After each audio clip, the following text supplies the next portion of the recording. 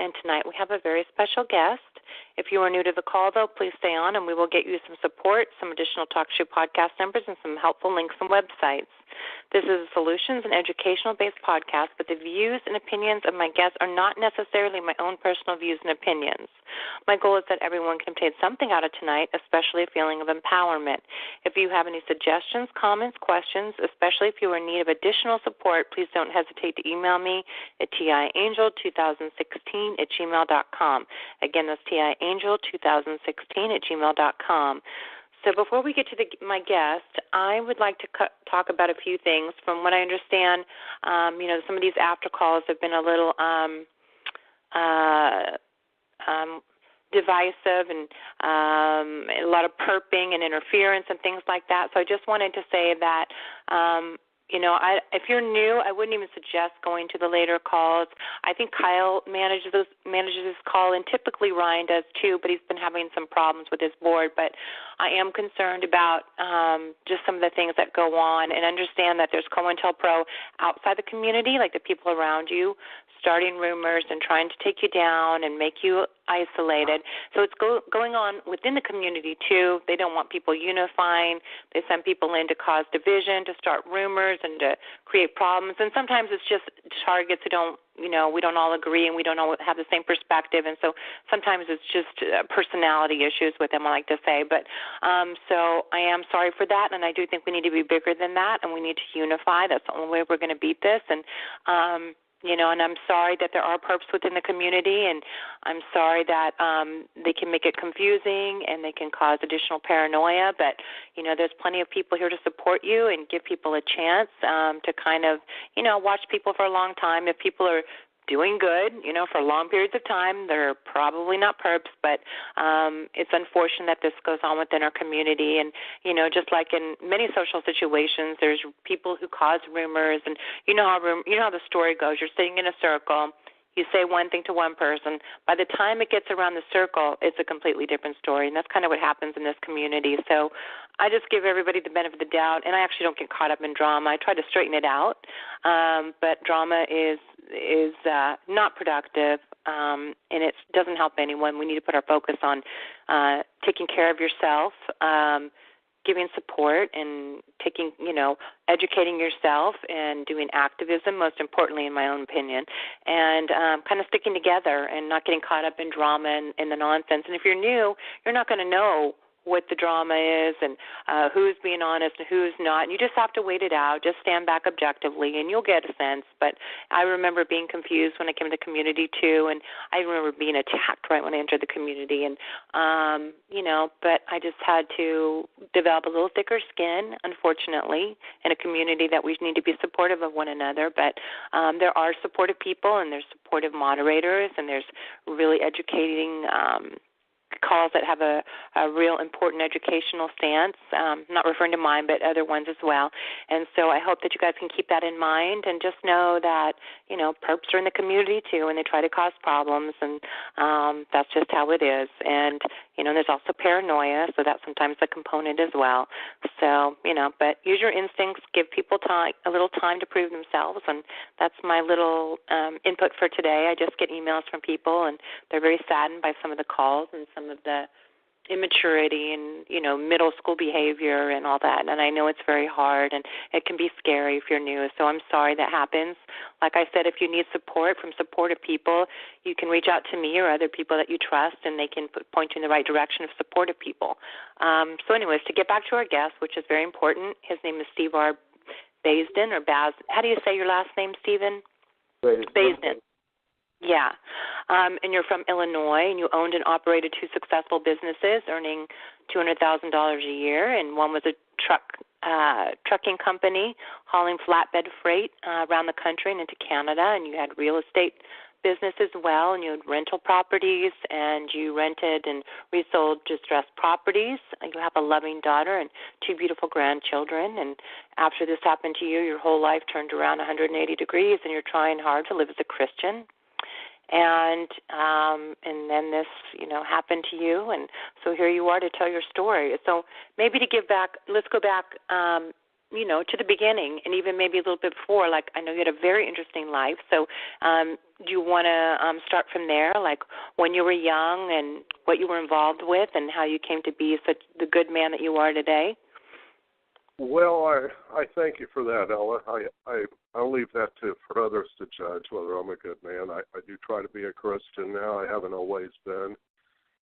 Going back to for a little bit of a backstory, it might give people a little bit of insight. It's going a ways back, but back in my 20s and up to my mid-30s, I belonged to and was an officer of a fairly notorious motorcycle club in Illinois and was involved in the cocaine trade and everything else that went with that kind of lifestyle. And for that, not saying that I'm proud of it, but the relevance of that is the deeper that I got into that lifestyle and into the drug trade, the more powerful people that I met. And you wouldn't think it would be that way, and it shouldn't be that way, but it is.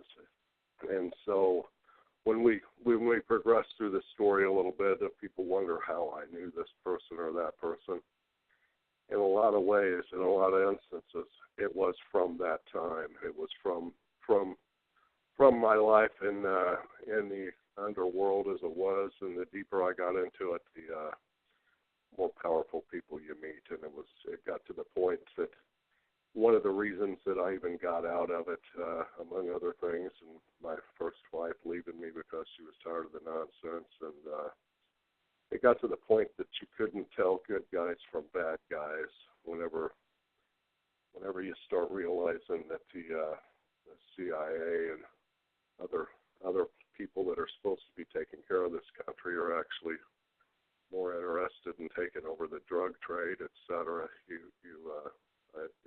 It was time for me to move on and wise up. At which point I did and started turning my life around. And anything that I ever did, I always did with a lot of gusto. Determination and 100%. Yeah, you're very best. I did, and so I took that and I started trying to build an honest life, and began going to church, reading my Bible, etc. That was a long, slow process. My conversion. I mean, whenever you went down the wrong road, as far as I did, you don't just turn it around overnight, or at least I didn't. It was a long, slow process, but I was well on my way, and I took that drive that I had, and I started trying to do things right, and I built a little bit of a real estate business, starting with one rental property, and built it up, and had, at one time I had 6 or 8 of them at once, I think. Nothing big, just duplex, little fourplexes, single properties, etc.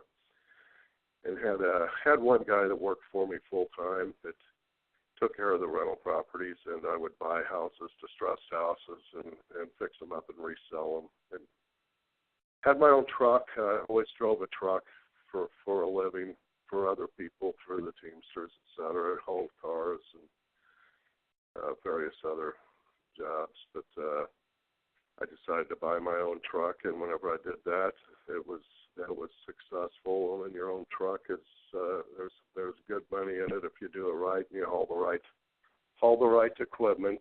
And between the 2 jobs I was doing, between the 2 businesses, I was bringing in anywhere from $200,000 to $250,000 a year, and it was doing real good. And I was on my way. I mean, things were getting better. Was I a saint? No. I still had my issues at times. I still like to party once in a while and such, but I was far removed from who I used to be, and was in the right direction anyway. And the money I earned was all honest, and I helped a lot of people.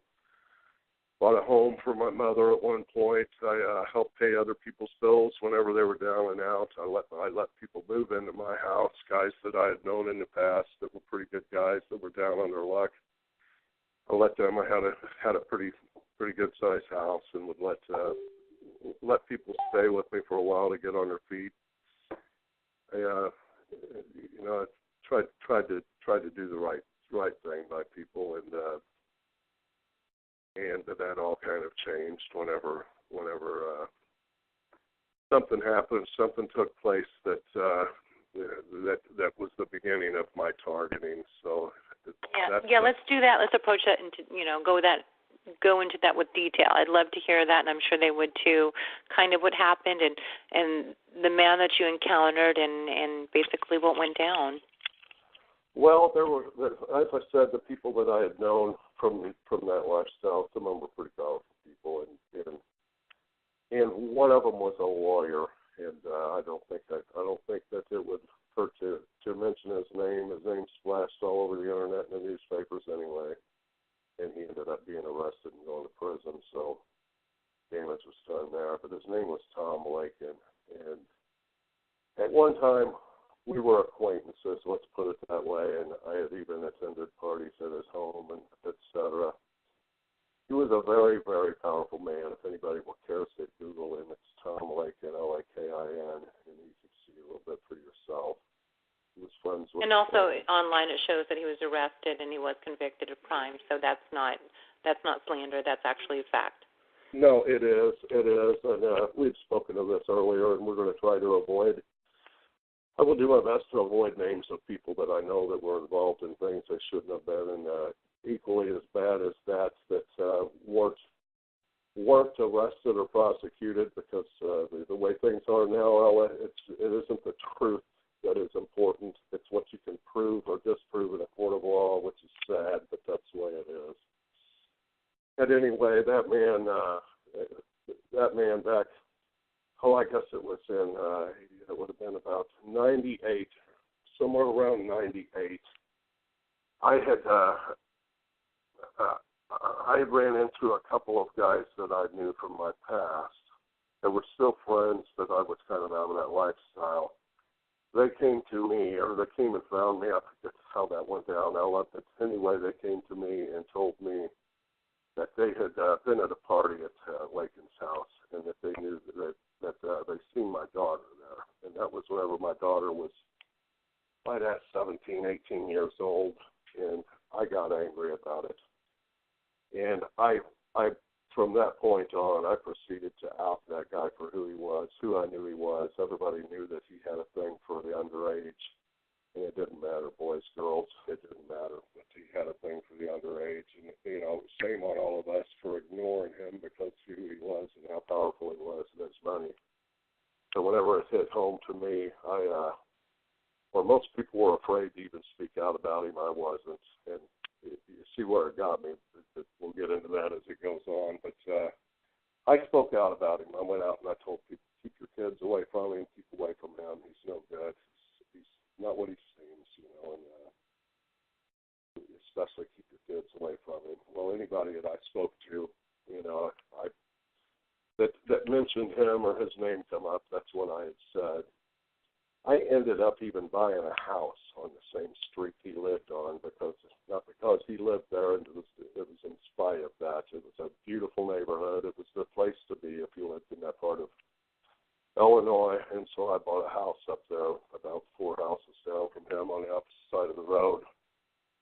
And after living there for a while, word got out that he was kind of up to his old tricks and doing those kinds of things again. And things started getting strange as far as my life went. And at the time, I had no idea what it was. Not everybody's a conspiracy theorist. You think they're having a string of bad luck or whatever else. Well, that wasn't it. Come to find out, due to, and I guess I was blamed for most of it, due to his being what he was doing and his running a drug house, basically, and supplying drugs to underage kids and having sex with them, etc., and it hitting public, and I was one of them that helped put it out there. He started being investigated, and the way it was put to me was, men like that don't get investigated until they can no longer ignore it, and this was even put to me by law enforcement in that area who loved that guy, they treat him like a god. So whenever his name became too public and what he was doing, they had to take action. Well, before doing it, they warned him. I mean, he was warned by the FBI, the local authorities, what was coming. And that man started buying people gifts left and right. My daughter was one of them. He came and even met me one day in a bar and sat down next to me. I looked at him and I thought, why is this guy sitting next to me? I don't like him and he doesn't like me. And he looked over at me and he asked me why did I continue to run him down and say bad things about him. I said, because that's who you are, you know. And then he got a little angry with me and said, you know, your daughter's that daughter of yours, that job she's got, that good job as an accountant, I got that for her. And I said, why would you do that? Like, for what reason did you give my daughter a job? She's a college graduate. She could have got her own job. And he proceeded to tell me I should be thankful, you know, and I shouldn't be mad at him. I shouldn't say bad things about him. I said, you know, I'm not thankful to you for nothing. The guy left. I called my daughter and asked her again, you know, I asked her if this was true, that he had got her job. And she asked me, you know, to stay out of it, to quit looking into that. She knew how this guy was, and she was kind of afraid of him. I wasn't. Most people in that town were. And I told her, I said, you know, you need to stay away from this guy. You just don't know what you're doing here. Yeah, he's powerful. Yeah, he can give you money, cars, gifts, homes, jobs, but you need to stay away from him. Well, I started looking into it a little bit deeper. It wasn't just her that he was giving that to. He was giving gifts of large amounts of money, automobiles, homes, trips, jobs, all kinds of things to many people about that age range. This is because he had been forewarned of what was coming, and he was buying off everyone that could testify against him. There were people that he sent out of town. I mean, gave enough money to get out of town, people that knew enough that he didn't want them testifying so they wouldn't be called to testify. Anyhow, for all that the man did wrong, the guy got his hands slapped. I mean, you wouldn't think that being arrested for child molestation or even convicted, which he wasn't. He pled no contest, so he wouldn't be actually convicted of that. He was a brilliant lawyer, make no mistake about it, brilliant lawyer. And he pleaded to one of the counts, I guess, of no contest. He got, I think it was 6 years or something. He was out in 3 or 4. And about that time that he went in was about the time Barack Obama became president. And like I said, this man if you read about him on the internet, he was a power broker. He was rich. He owned a home in Malibu, lived next door to stars, Sylvester Stallone, etc. Wealthy man, friends with the presidents. Barack Obama used to come to his house. The Clintons did. Every time the Clintons come to town, he would sit next to them at their table with fundraisers and such. He knew powerful people, and he was very powerful. He used to, whenever he would drink, whenever I used to be an acquaintance of his, he used to claim he was judge, jury, and prosecutor of that part of Illinois. No one become congressman or senator without his okay or his influence, and even presidents. So that's who he said he was. I used to think he was blowing smoke. He wasn't. The guy was powerful. I do not think that Barack Obama would have become president without that guy's help. I really don't. So that's who he was, and that's how that went down. Whenever he got arrested, and his trial was going on, and he got put in jail, my life took a turn for the worst in a big way, and things started happening. You all know what TIs go through. Well, my business deals started going bad left and right. People turning on me that never did before, you know, it was just, and I still didn't get it. I had no idea what a TI was, you know. I was just thinking, you know, I started figuring it out that it had to do with them and my opposition. And another thing I might add, if people are looking on this and trying to see what was going on there, if you look up on the internet about judicial hellholes, there's actually a website about that.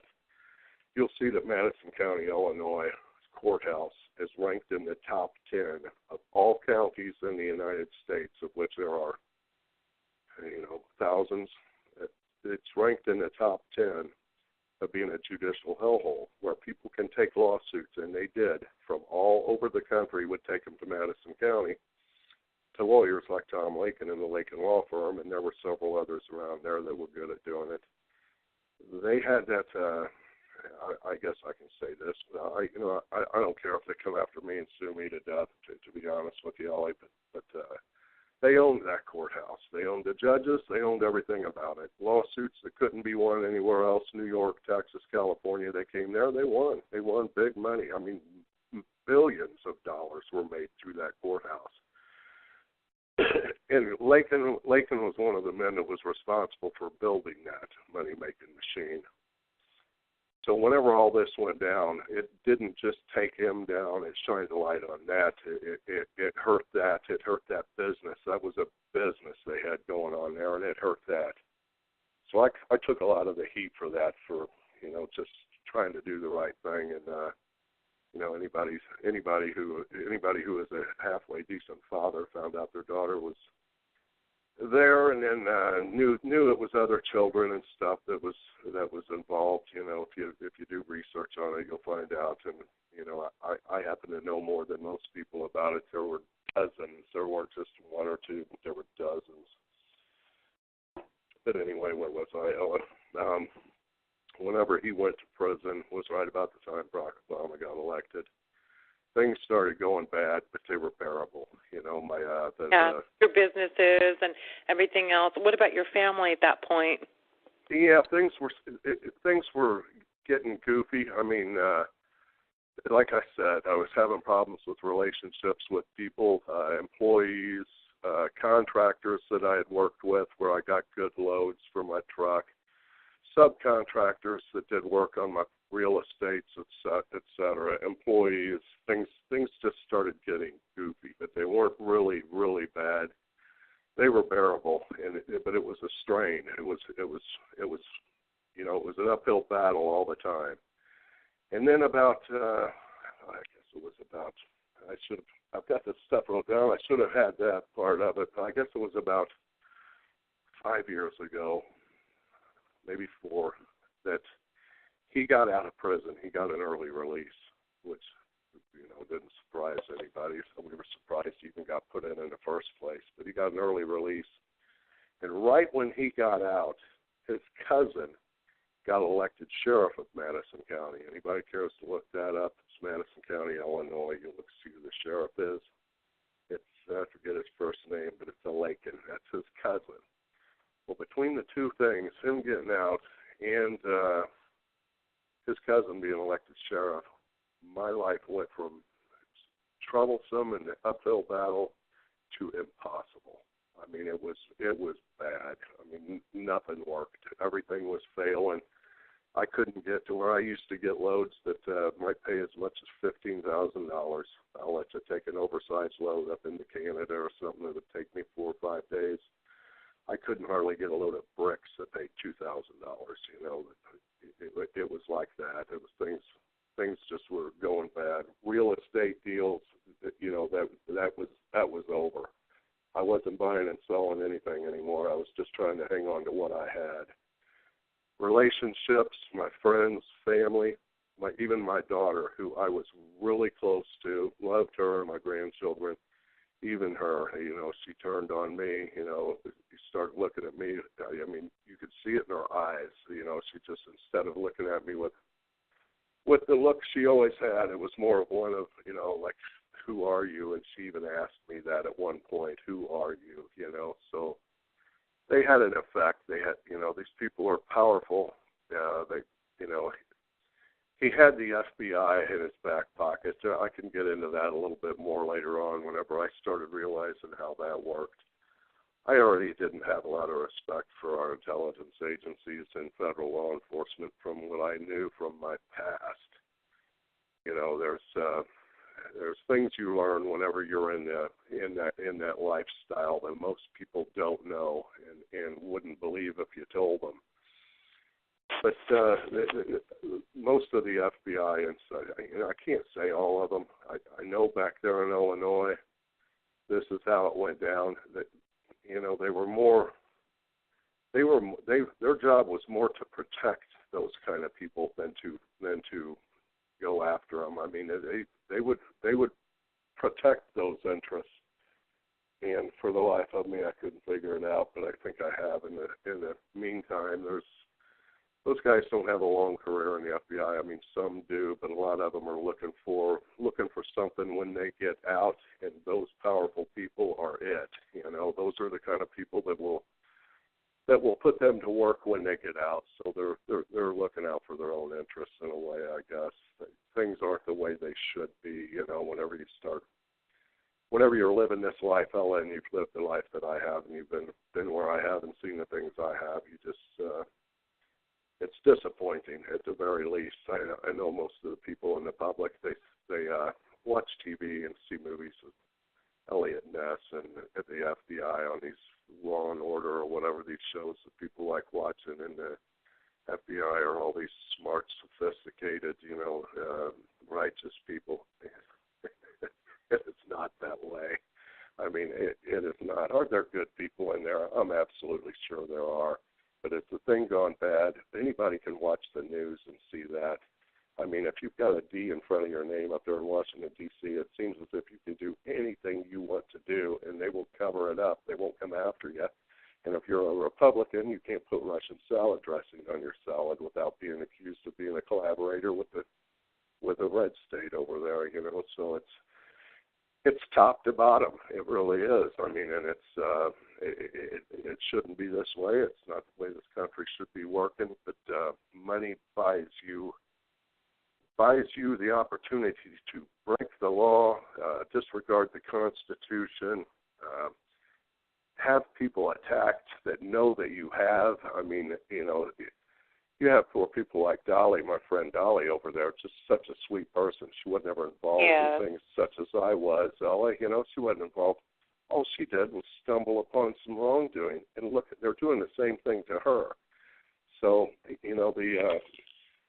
one of the common threads among TIs is there seem to be good people that know of wrongdoing in places that they shouldn't. Now, that's not always the case, but it seems to be a lot of it, But back to the story, Ella, back whenever he got out and his cousin got elected sheriff, things just went, I could see the writing on the walls. I was not going to survive it. There was no way. My businesses weren't, and whenever the businesses were gone, the money was going to dry up.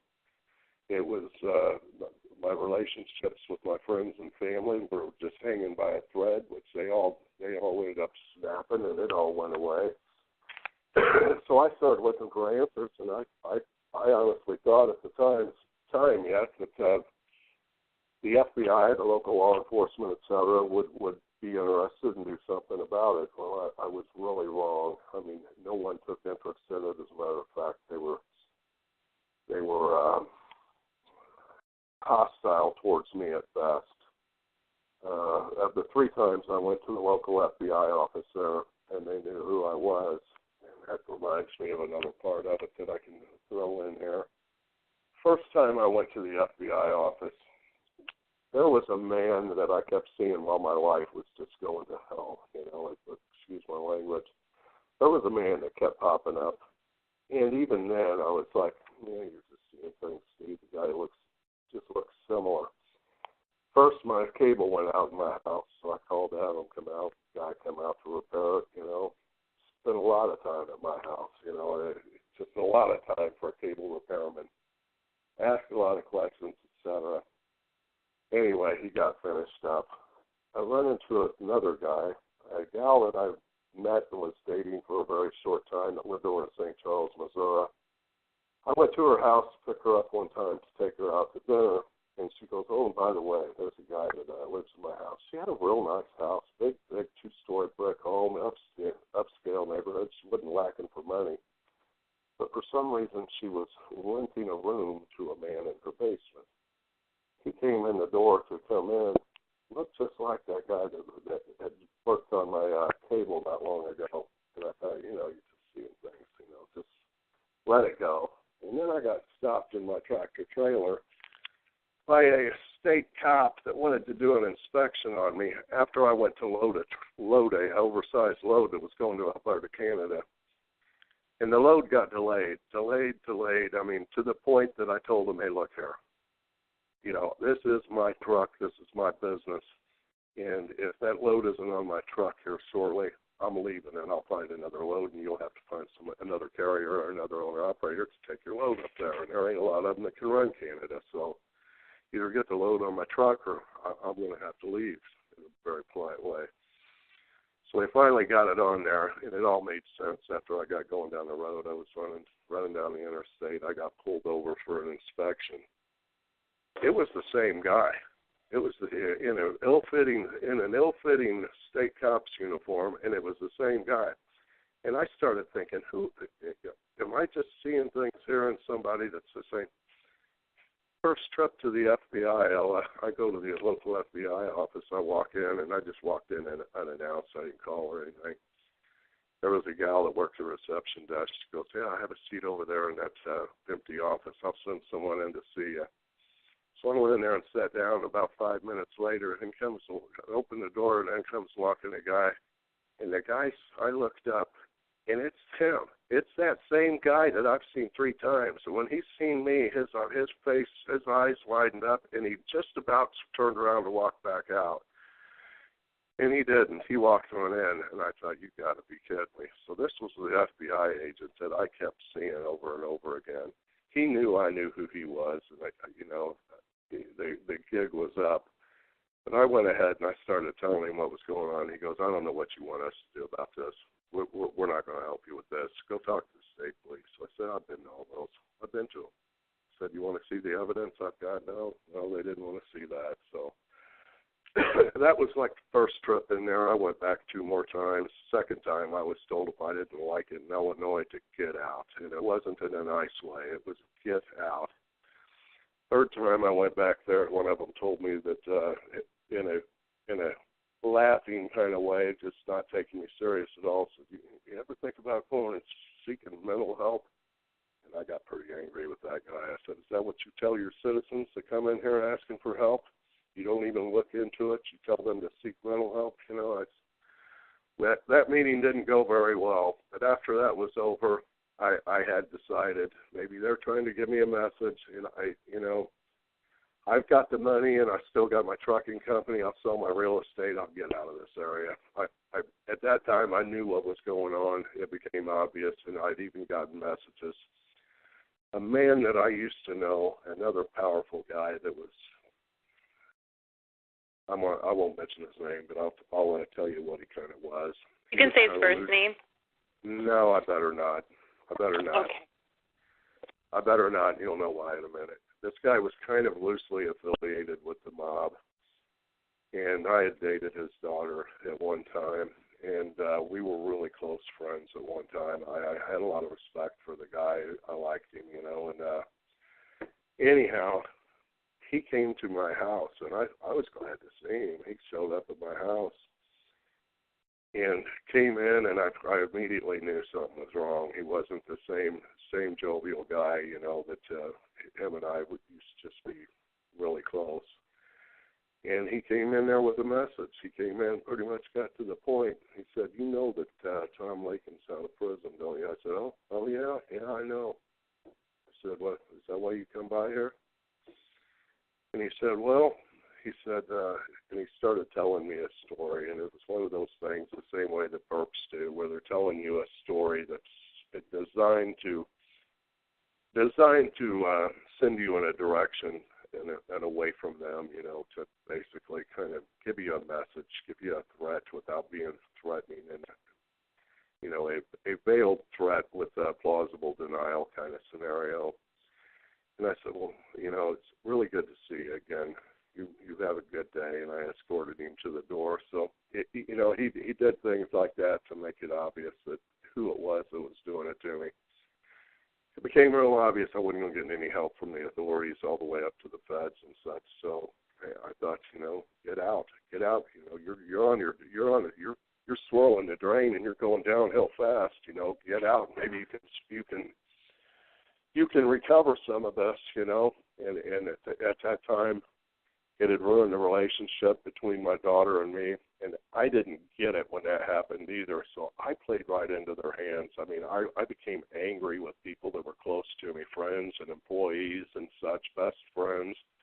Even my daughter, the last time we talked, it was ugly. You know, I was angry. You know, I thought that she was involved in this somehow, and you know, I didn't play it right. If I had it to do over again, I would have salvaged those relationships, but I didn't get it at the time. You know, I just didn't get it. So, and whenever I finally did, I realized, and I'd had attempts on my life. You know, I mean, serious attempts on my life. My pickup truck at one point had the lug nuts loosened on it.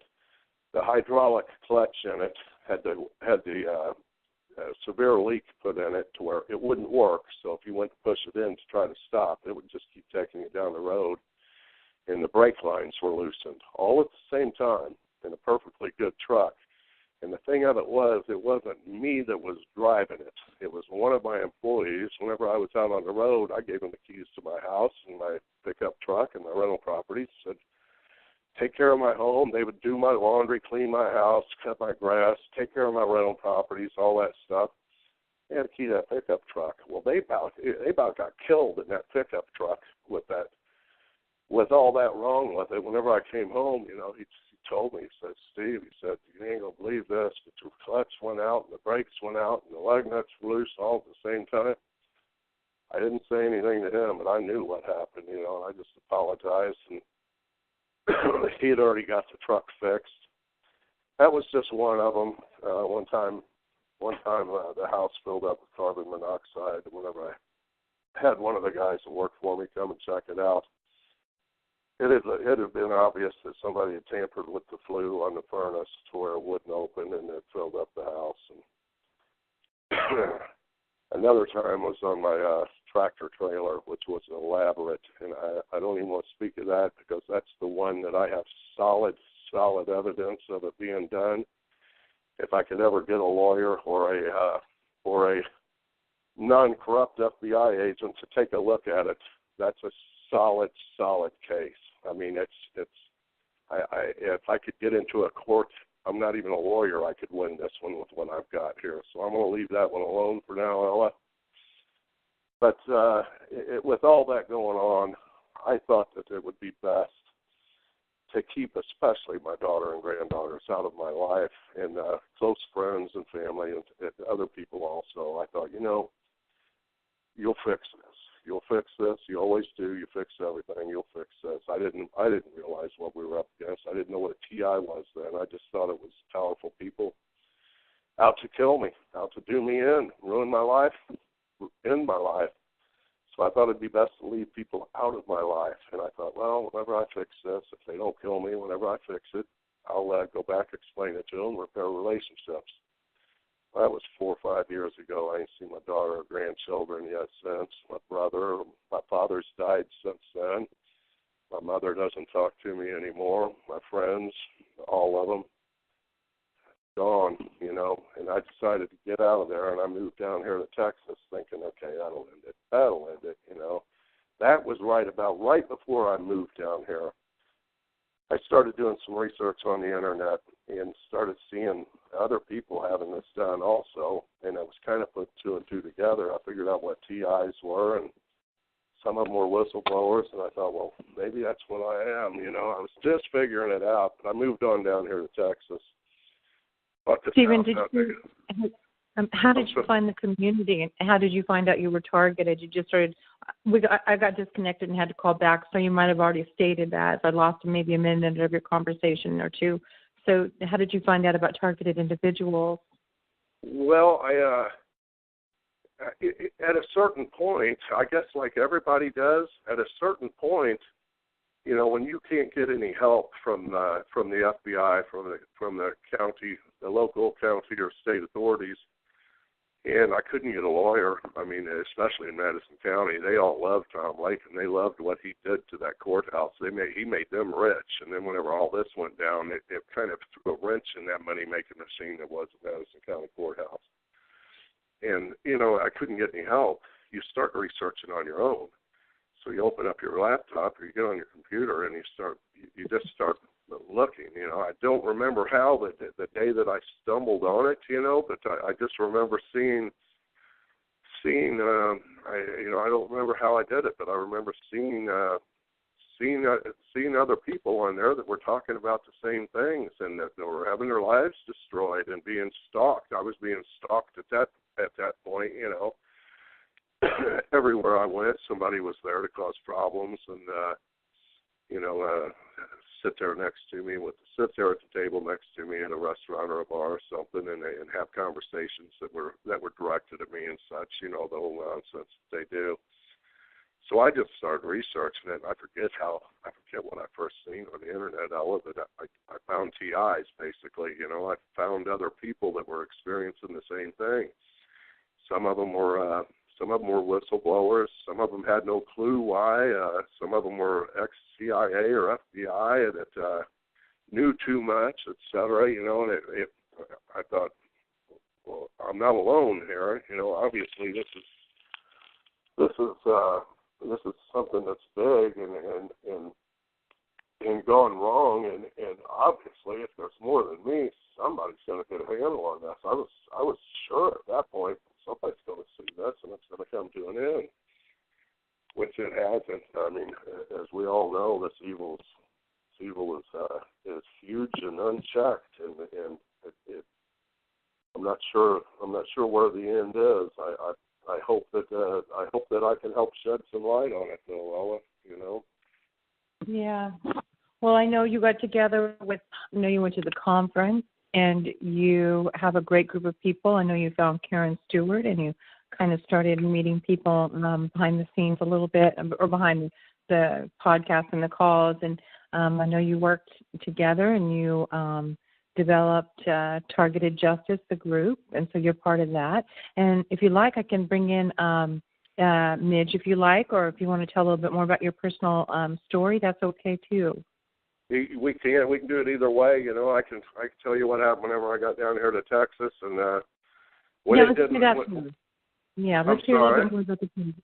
Let's hear a little bit more about the targeting, and then we'll go to that. Sure, good idea. Well, after I moved down here to Texas, I'll shorten it up a little bit if you'd like, Ella. Whenever I moved down here to Texas, I was convinced it would stop. I thought, Texas, it's God and guns and Christians, and they don't put up with this nonsense. Well, I was wrong. And in a way, it was worse because there were people back in Illinois that knew what was happening to me. But they looked at me like, you messed with the wrong people, Baysden. You messed with the wrong people, Steve.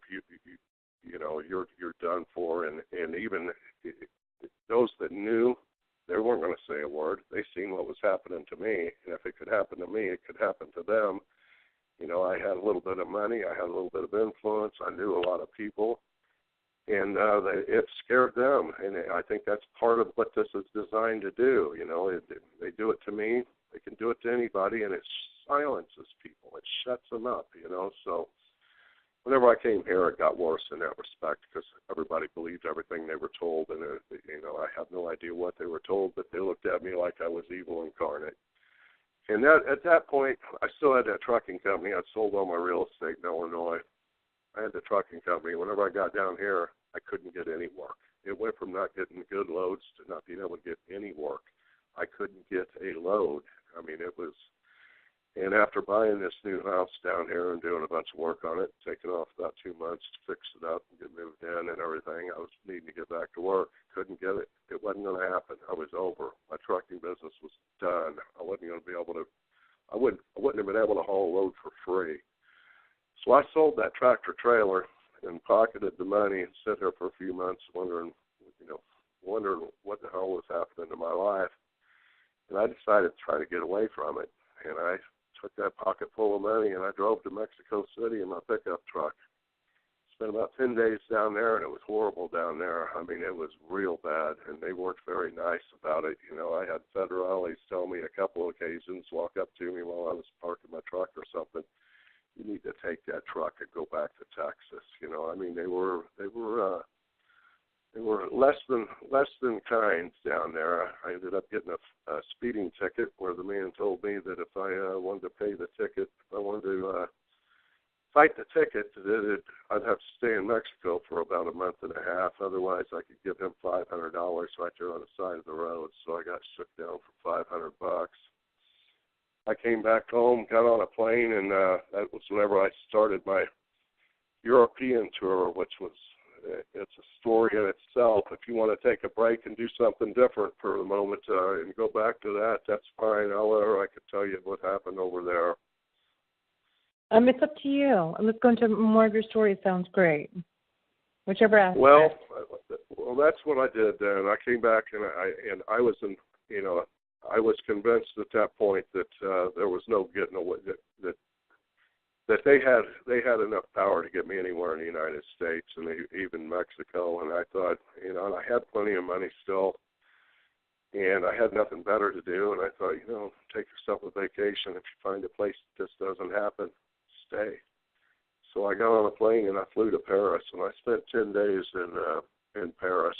And the targeting was bad there. No matter where I went, I went to the Louvre and Eiffel Tower, etc. No matter where I went, they were right there. They were going to make sure that I wasn't going to enjoy my days in Paris. Yeah.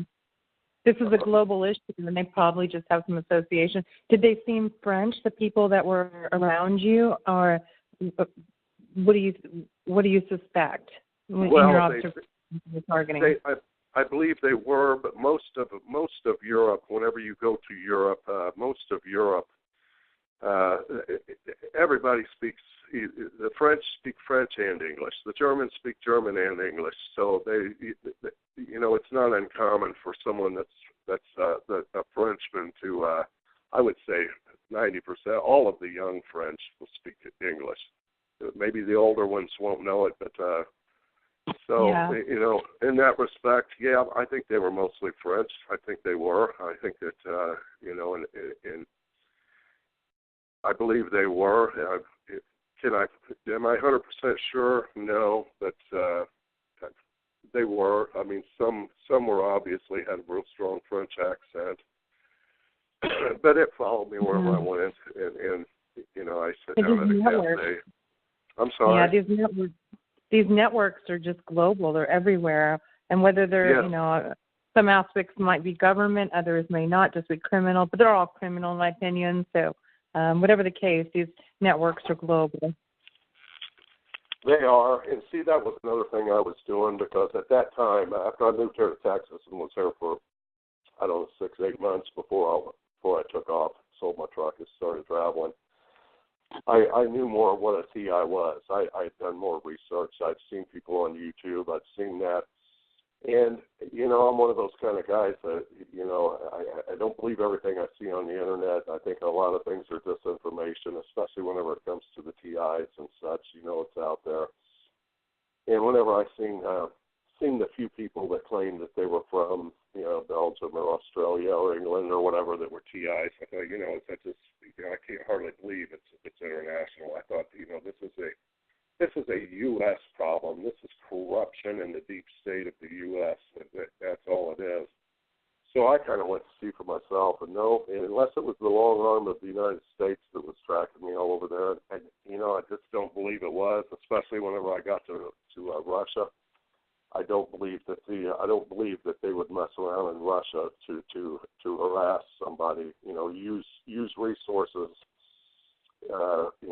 CIA assets in Russia to harass someone that angered a child molesting attorney.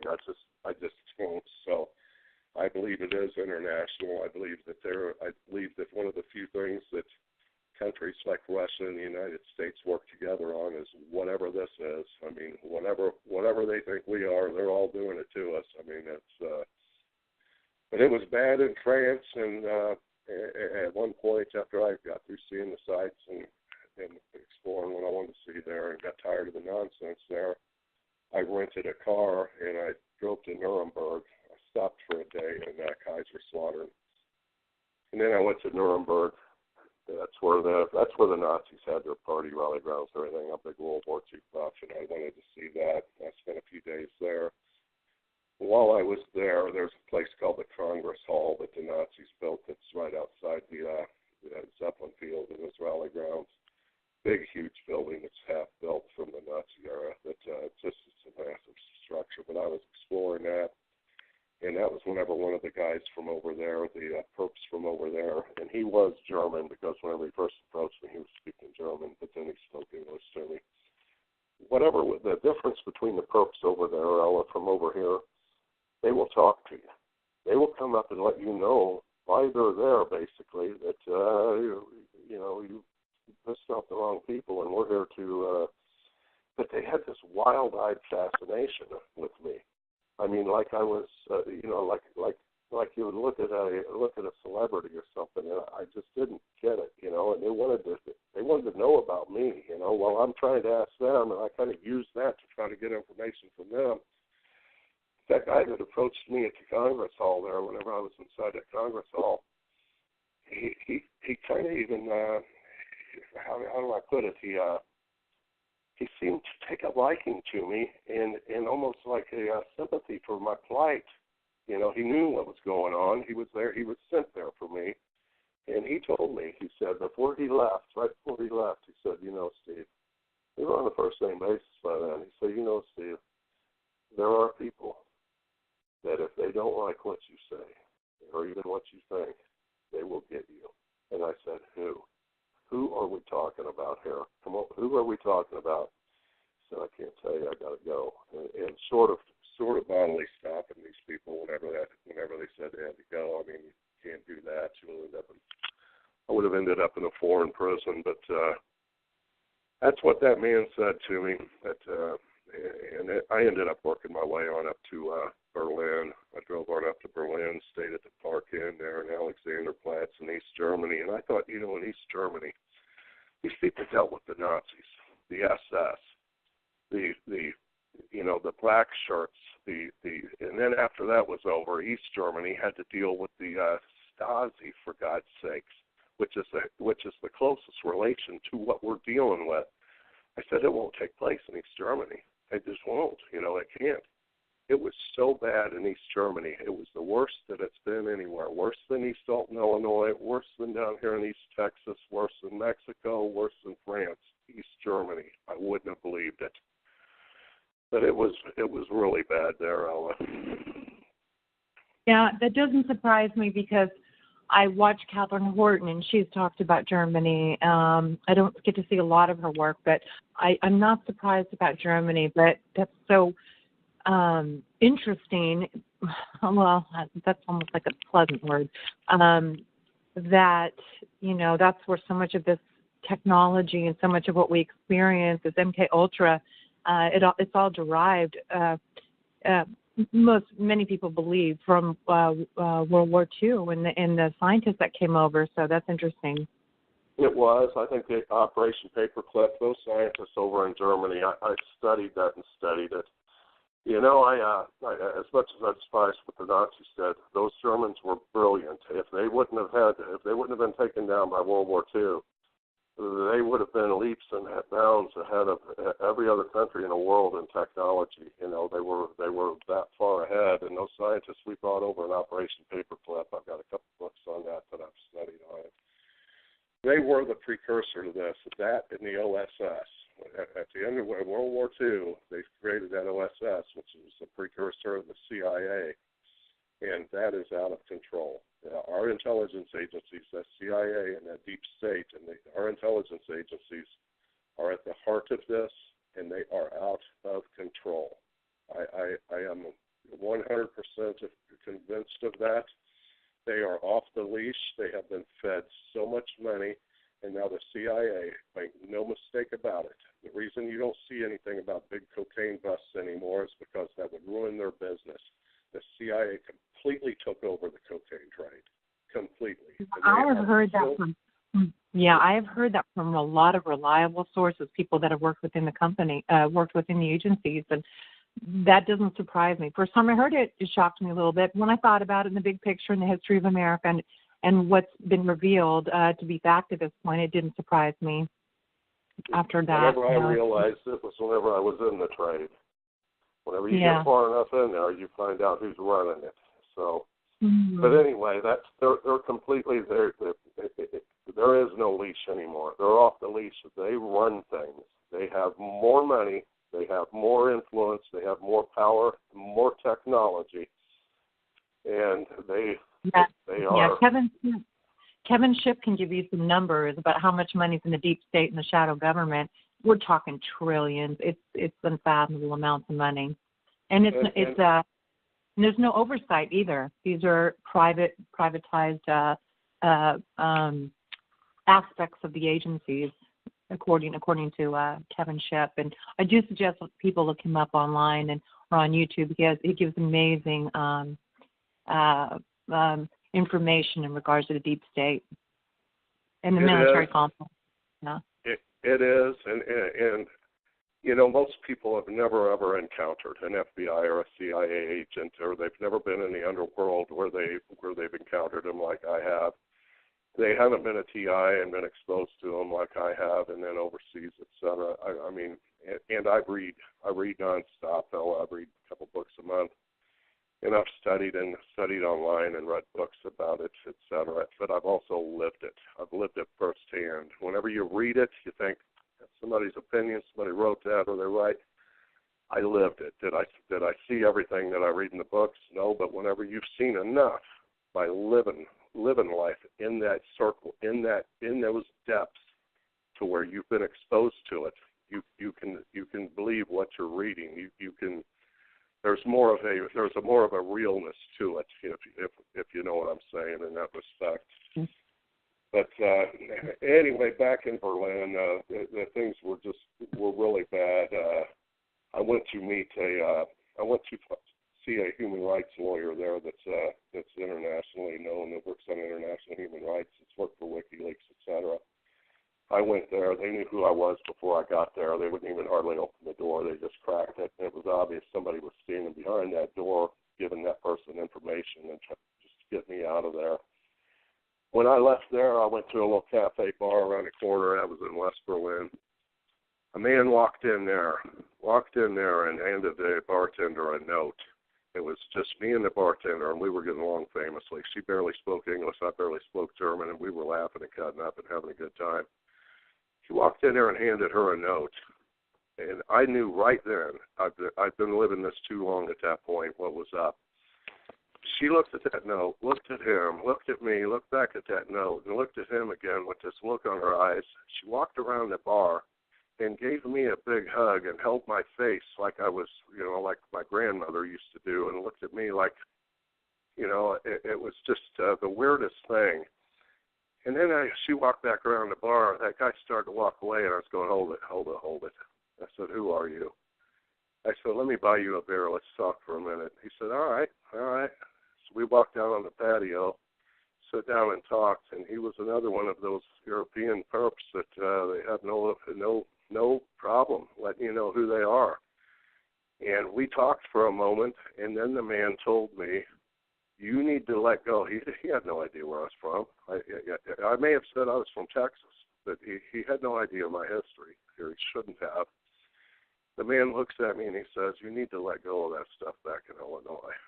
I said, are you talking about the problems I got with the lawyers and such? Yes. You need to let that go.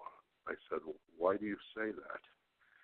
He said, that has nothing to do with this. You need to let it go. I said, well, what does this have to do with then? No, I can't tell you that, but you need to let that go. And that's all the guy would say. And then he started asking me what I was doing there, and I said, what do you mean? You're here in Germany? No. What do you have to do? And I couldn't make heads or tails what this guy was trying to get at. Then he said he had to leave. He got up and insisted on giving me a big hug, and then looked at me like we were best friends, and he just walked away in the distance. It was the most bizarre thing I've ever seen. Oh, I don't even know what to make of that, but I thought it was just bizarre. But he was one of them. But they're different in Europe. I have no idea why. They're not angry. They've got like a fascination, and they even give you some clues. I mean, it was just bizarre. But anyway, the next day I went for a walk. I like that old architecture of the pre-World War II buildings, the Baysden in Berlin. found one over near Alexanderplatz where I was at, and it happened to be a hall, a concert hall. And who was going to be there the very next night? And I think sometimes fate plays a part in this. It's called the Volksbund. I got the ticket here for it still. The very next night, they were having a thing in there called First They Came for Assange. And live there was William Benny, Sarah Harrison of WikiLeaks, Richter, Sotomayor, Strobe, and P.J. Harvey. And Assange was going to be streamed in live on the big screen on the screen behind him. So I bought a ticket and I went to that. It was pretty good. William Benny didn't show up. He got real sick, so they streamed him in live through the screen also. After it was over, I walked right down there to the stage, walked up on the stage with Sarah Harrison. If anybody doesn't know who she is, she's the gal from WikiLeaks that was sent to Hong Kong to get Edward Snowden. She got Edward Snowden there in Hong Kong. She flew him to Moscow where they were going to go on to Ecuador. When they got to Moscow, they got held up. His passport got revoked. She stayed with him for, 2 months in that hotel in the airport there in Moscow that I flew in and out of. But anyway, I went down there and I walked straight up to her and I said, Sarah Harrison? She said, yeah. I said, I'm Steve Baysden. I'm from Texas. I said, I got a story for you. And I gave her the 5-10 minute rundown of what took place. She said, look, Steve, she said, I'm really, really interested. She goes, and I want to hear the rest of it, and I can help you. She said, I got to take care of these people on stage. They're my guests. I said, okay. She gave me her handwritten email address. I've got it here in front of me and said, you write me tonight. She says, we'll meet tomorrow. I'll tell you where to meet me. I went back to my hotel room. I sent her an email. I got no reply. I stayed in Berlin for 4 days. I got no reply. The targeting was just off the charts in East Berlin. I finally said, you know what, I'm going to try one more thing. And if I can get away from it there, I'm going to stay. And I was carrying a lot of cold hard cash, enough to get myself resettled. So I went down there by the Brandenburg Gate to the Russian embassy, and I got a visa, and I flew to Moscow. Whenever I got to Moscow, I went to a hotel. First 2-3 days, great. I thought, I may have found a new home. No targeting. People were nice. Nobody spoke English. It was difficult because, unlike in Europe, few people speak English, but I thought, well, maybe I can learn Russian. But after about 3 days, things started getting weird. The targeting wasn't the same there, but it took off. They put a guard at the front of my building, at the front door, put another guard at the back door, and they had a cab that sat out front that wouldn't take anyone anywhere except for me. Whenever I walked out, they escorted me to that cab. Same cab driver every time. He was my cab driver. I don't know if he was FSB or what, but that was my cab. And the targeting started everywhere I went. They were there. They didn't even try to hide it. They were there. They were following me, and I'd turn around, same person be there. He would smile and wave, but he was there no matter where I went. So I knew I wasn't getting away from it there. And after a few days, and I even went to, I shouldn't even say this, but I even went to what's called the, what was it? I've got it written down around here somewhere. It was, it was a department where they, I've got it written down here somewhere. It was, I think they called it the SSB or something like that, Immigration Services. Anyway, I was going to see about staying, see about getting asylum for a while, tell them what was going on. Whenever I went to that office, they knew who I was when I got there, and they were less than receptive. And I thought, you can't get away from this in Moscow. Well, halfway around the world, it's still there. I left there and proceeded the next day to go on a tour of Moscow drinking, which I don't drink much anymore, but I was then, and I was a little bit angry at that point. And so I started walking around and drinking. I ended up at a bar just outside the Kremlin walls, just north of the Red Square there. I walked in there, And this is a country that's not got a lot of English-speaking people in it. That's not a second language for them. And there was 2 or 3 English-speaking guys at the bar, and I sat down there, and one of them came over and sat next to me. And within about 15 minutes, he started the whole perp thing, talking about things that he shouldn't know about what I did in Texas 3 weeks, 4 weeks, 5 weeks earlier or whatever. And I was about half drunk, and, I used to be quite the fighter, et cetera, and I don't take too kindly to such things. And I kind of went off on this guy. I mean, I let him have it, and he knew I knew who he was, and there was no sense in keeping it a secret. And the guy proceeded to tell me that this was all about national security. I said, what national security? I'm not even in the United States. Whose nation are we talking about at this point? Or is it world security? And it just got ugly. And it came to the point where I told the man, what Benjamin Franklin said. I said, anybody that's willing to give up their liberty and privacy for a little bit of security deserves neither. And I called him a foul name, a pretty bad name, and that guy blew up. He threw his beer down on the bar, backed up, started screaming at me in English, calling me every MFer and every other name in the book. That place was packed, and it went dead quiet. He turned around and in Russian started yelling at the crowd in there, who was just wide-eyed looking at him. I have no idea what he was saying. Whenever he got through, he stormed out the door. I told the bartender, I said, look, I'm sorry. He spoke English. I said, look, I'm real sorry. I said, maybe I better pay my bar tab and leave. And he looked at me real serious, and he said, I think that's a good idea. I paid my bar tab, and I walked out in the middle of Red Square. I'd been drinking quite a bit. At that point, I got about halfway across Red Square, walking towards my hotel. It dawned on me, you are walking all the way back to your hotel. It's like 4 miles, and you're half drunk. I'm standing in the middle of Red Square looking around. There's shadowy figures here and there, and I thought, you don't have no idea what you just did here, and you could be getting yourself killed here in Moscow. And it was at that point, Ella, and this is where we'll wrap it up there's more details, but this is the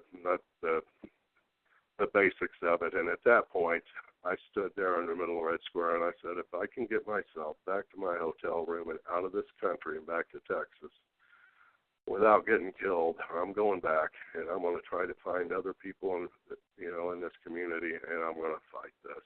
There is no getting away from it. You're standing in the middle of Red Square, and you just got an altercation with a perp, and you're going to get yourself killed. So that was the end of that tour. I ended up going back to the hotel room, woke up next day, booked a flight, came back to Texas, called Karen Stewart, first person I talked to in the TI community, and then it took off from there, met other people. She introduced me to Midge, met other people, went to the Boston conference, met more, meeting people online, making some friends, met you, Ella, and now we've got this group, and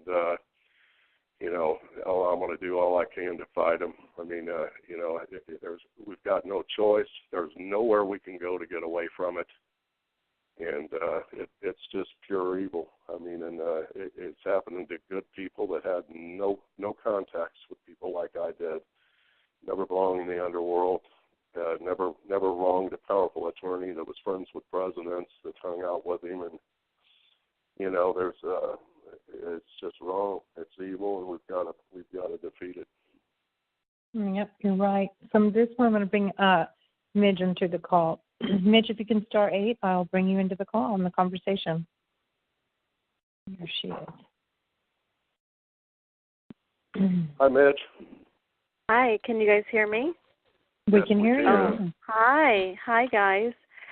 Steve, I just want to thank you for having the courage to tell your story.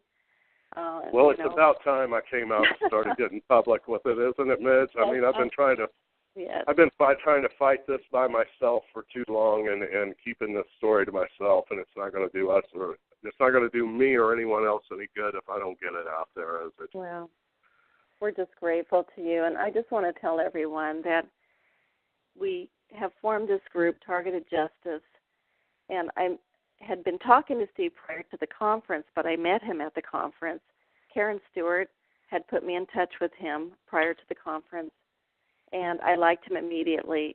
But Steve graciously opened up his home to virtually, 8 people that he really did not know that well. And it just all came together, and he was so wonderful. He was a great host.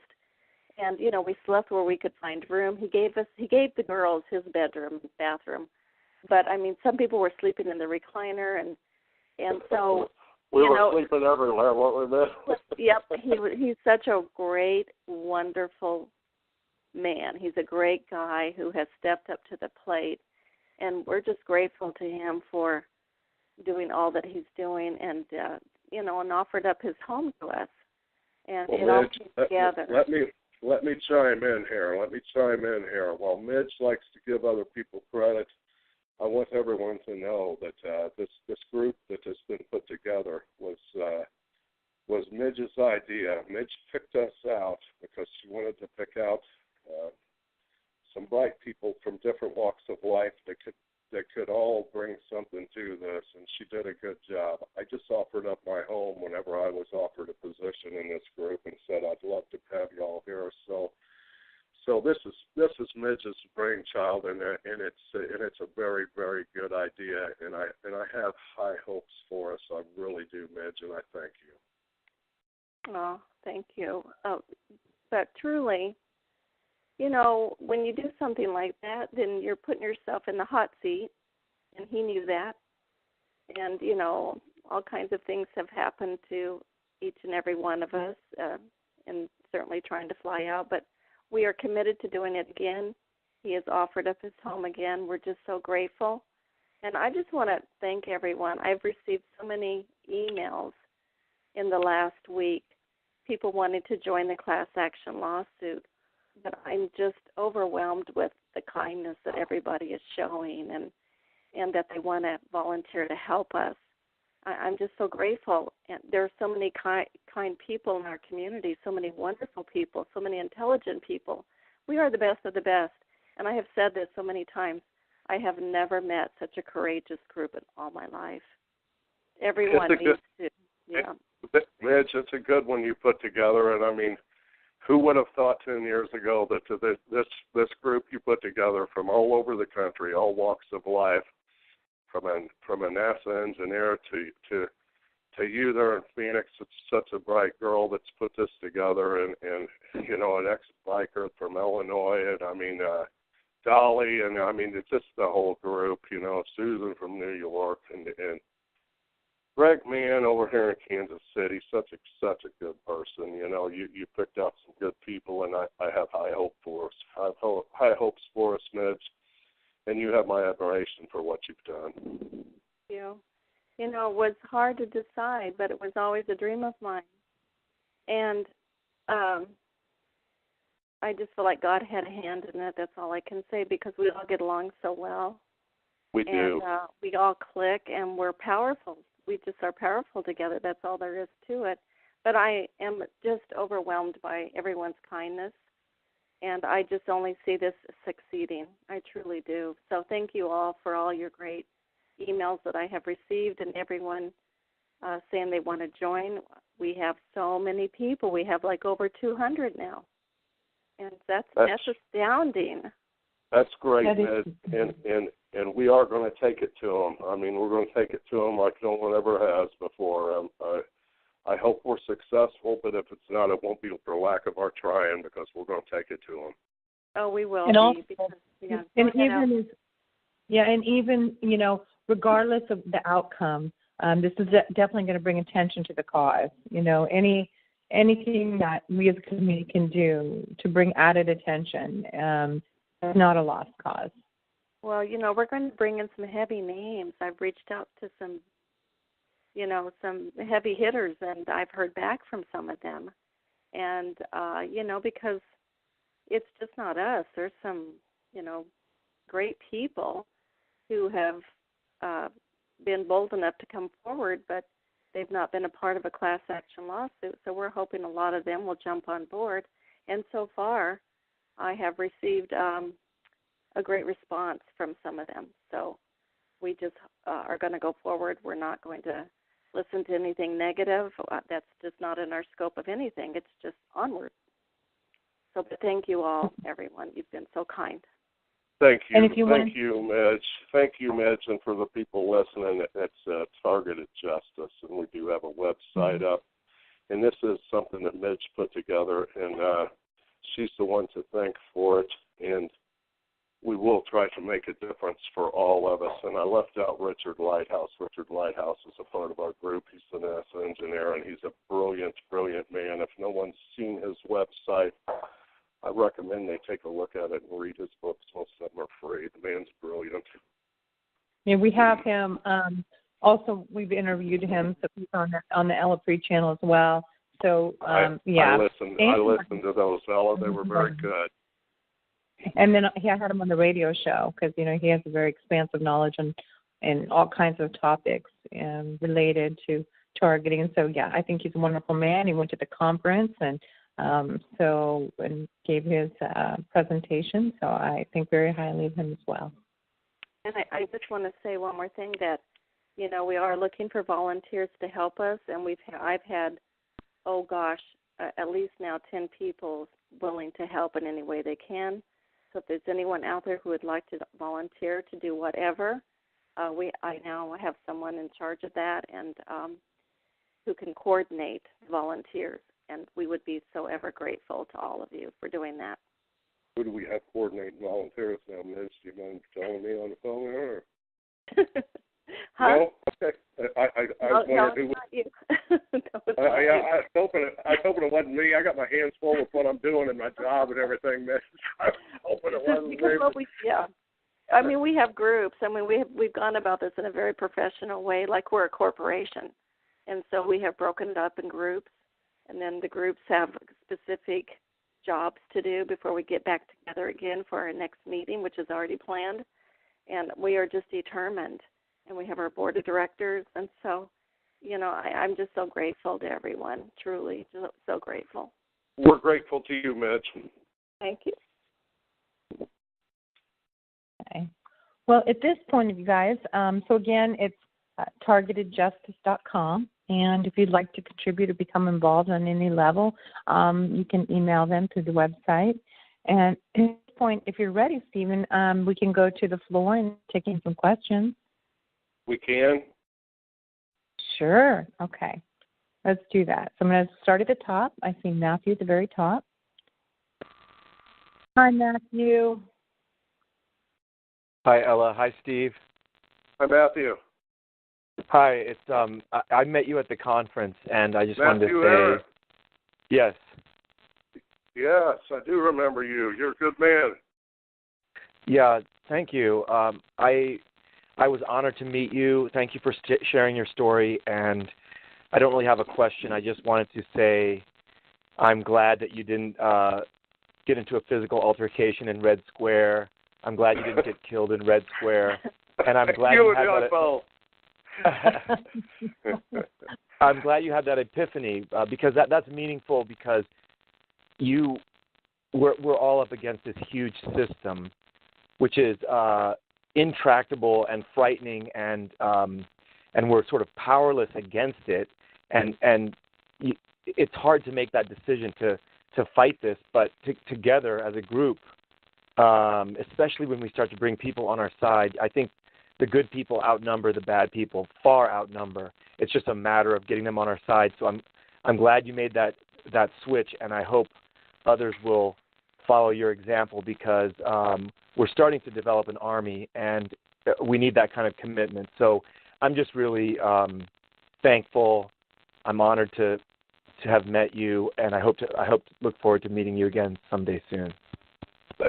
Thank you, sir. The honor was mine. It was a pleasure meeting you, and the work that you've done for the community already is, it's been an inspiration to all of us. And seeing what people like you have done, sir, has made me decide, to stop running from it, stop trying to fight it on my own, to try to meet good people like you and others. And you're exactly right. if we all come together, right is on our side, and eventually the truth and right will win out. I do believe you're correct there. Yeah. Thank you so much. Yeah, we are gonna win. It's just a matter of how much more suffering are people going to have to endure. But I think the snowball effect is already starting, and as we know with the snowball effect, as the snowball grows a little bit, the growth accelerates, and so I think we're going to see that happen. And we don't know how long it's going to take, but we know it's going to happen, and we need more people to follow your example. I guess if I had one question for you, I was just curious about. Are you willing to share? You talked about stalking and targeting in a general sense, but did you get the electronic harassment side of it? And have you gotten all the different kinds of electronic harassment? Was that happening in Europe as well? Not so much, and to be honest, I can't say that I've had that like the electronic weapons that people speak of as much as they have. I think on occasion that I have. There's other aspects that I have had, and Matt, if I can tell you my intentions on this call, and I spoke with Ella about it a little bit earlier. My intention was because of the uniqueness of my story and who I ran afoul of back in Illinois, who had friends in the White House and such. I was leaning towards that side of my story because, personally, Matt, I think that for us to make any headway in this, I think that we have to get the community, the people to take interest in it, and I hear so many of the TI, and I know what's happening to us. I know it. I've lived it. But whenever we start telling the community that at large, they look at us like that we need help. I mean, and so my intention was to bring this to the public in a way they could see it.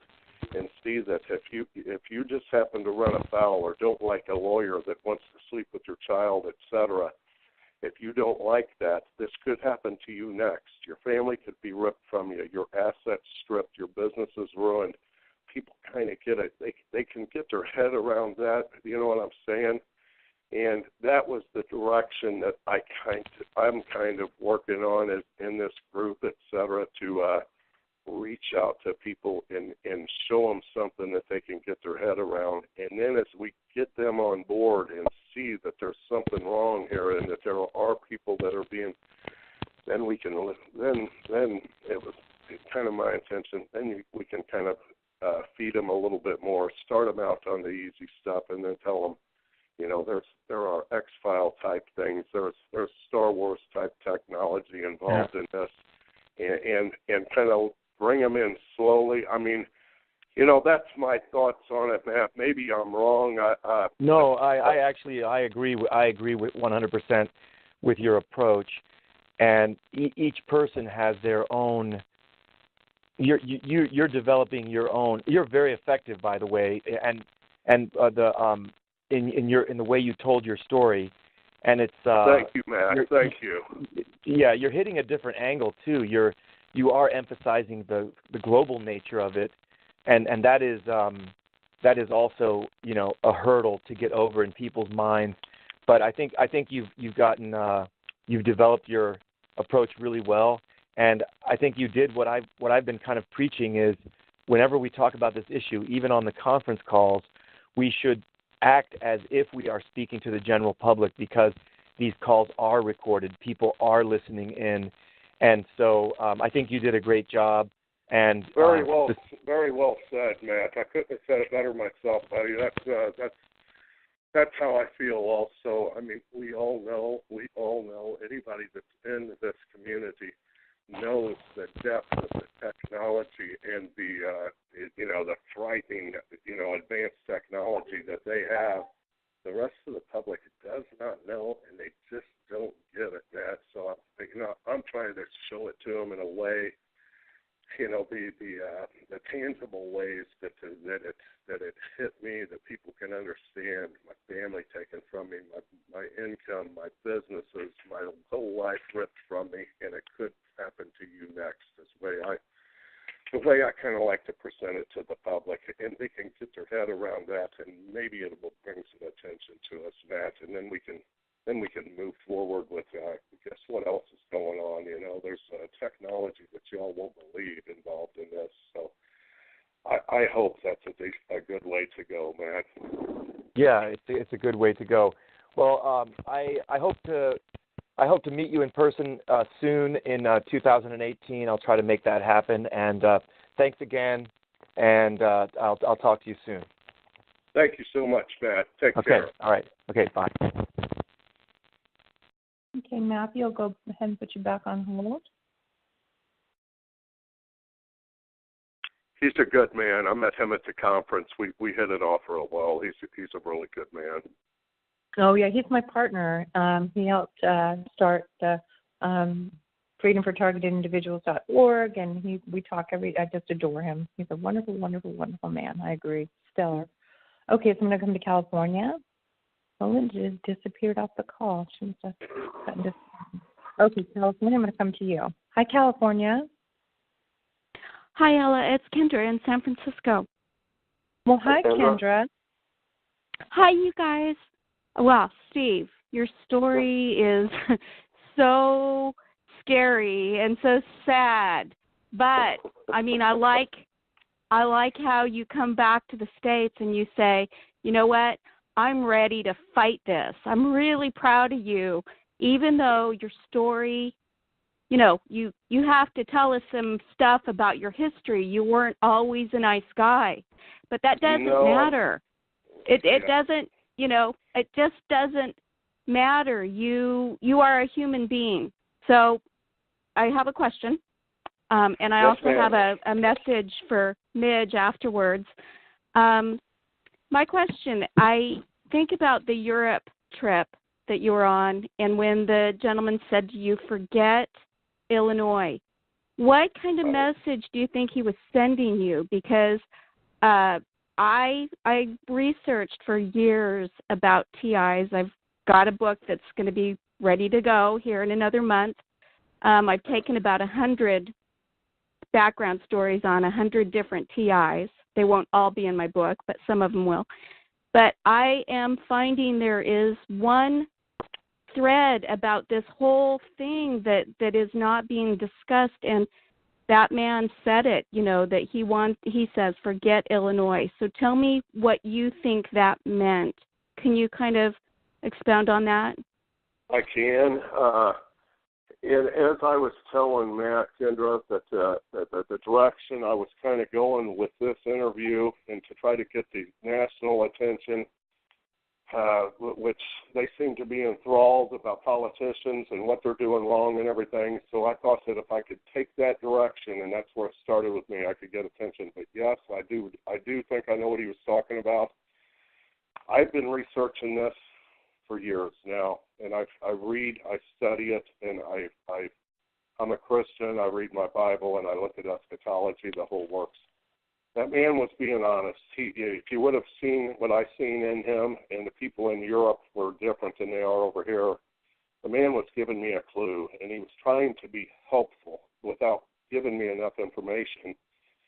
But he's telling me this targeting is not about your problems with those lawyers in Illinois, and that I should let that go because it has nothing to do with it. Now, in the same light, I'm going to tell you that I met Dr. John Hall down here in Texas. I went and met him personally. Dr. Hall said the same thing to me. He knew my story before I got there. How, I don't know, but he did. And whenever I talk to him, I like Dr. Hall. I think Dr. Hall knows a little bit more than what Dr. Hall's letting on anymore. I think that they have done him enough harm to where I just don't know. I shouldn't even say that. But Dr. Hall said the same thing. He said, Steve, that is what sent up the red flag on you. That is what got you noticed. And it's not why you're targeted. I've been told that several times. That man in Berlin was being honest. he's telling me that there's something deeper, there's something more sinister about this targeting, and it had nothing to do with that. That is where mine started, and if I can get the national press, if I can get national attention due to what took place there and get someone to take interest in my case, at that point I'm going to say, okay, you've taken interest in mine. I'm going to show you thousands of people that have the same problem. It's not just me. And so my intention was, with my unique story and the travels and the people I was involved with and my sordid past and everything, it may I pray that it will bring attention to us, and then we can get to the bottom of it, Kendra. That's my hope. Okay, so I'll just I don't want to take a lot of time, but I will tell you from my research, and there's thousands of us now that have been doing our own research. So for me, what I'm trying to get to the point of all this is that I believe, from all the people I've interviewed, there has to be some kind of research program on us. And I believe it is connected to the NSA. And I believe that it happened because of the Patriot Act. So I just want to share with people, if everybody in your life is staying away from you, please consider that they have been handed national security letters on you, that there might be lies spread that you are a domestic terrorist. So that's something that people forget, that they're utilizing this tool. Now, two more things and I'll get off. One for Midge. Midge, I would love to volunteer. I would like to be in contact with you. And I am in San Francisco, and out of the blue, I am coming up with some of the most important technology people and civil rights attorneys that want to help our group. So I, for whatever reason, a year ago, I reached out to 100 different people that laughed in my face and said, "Lady, you're crazy. Go get some meds."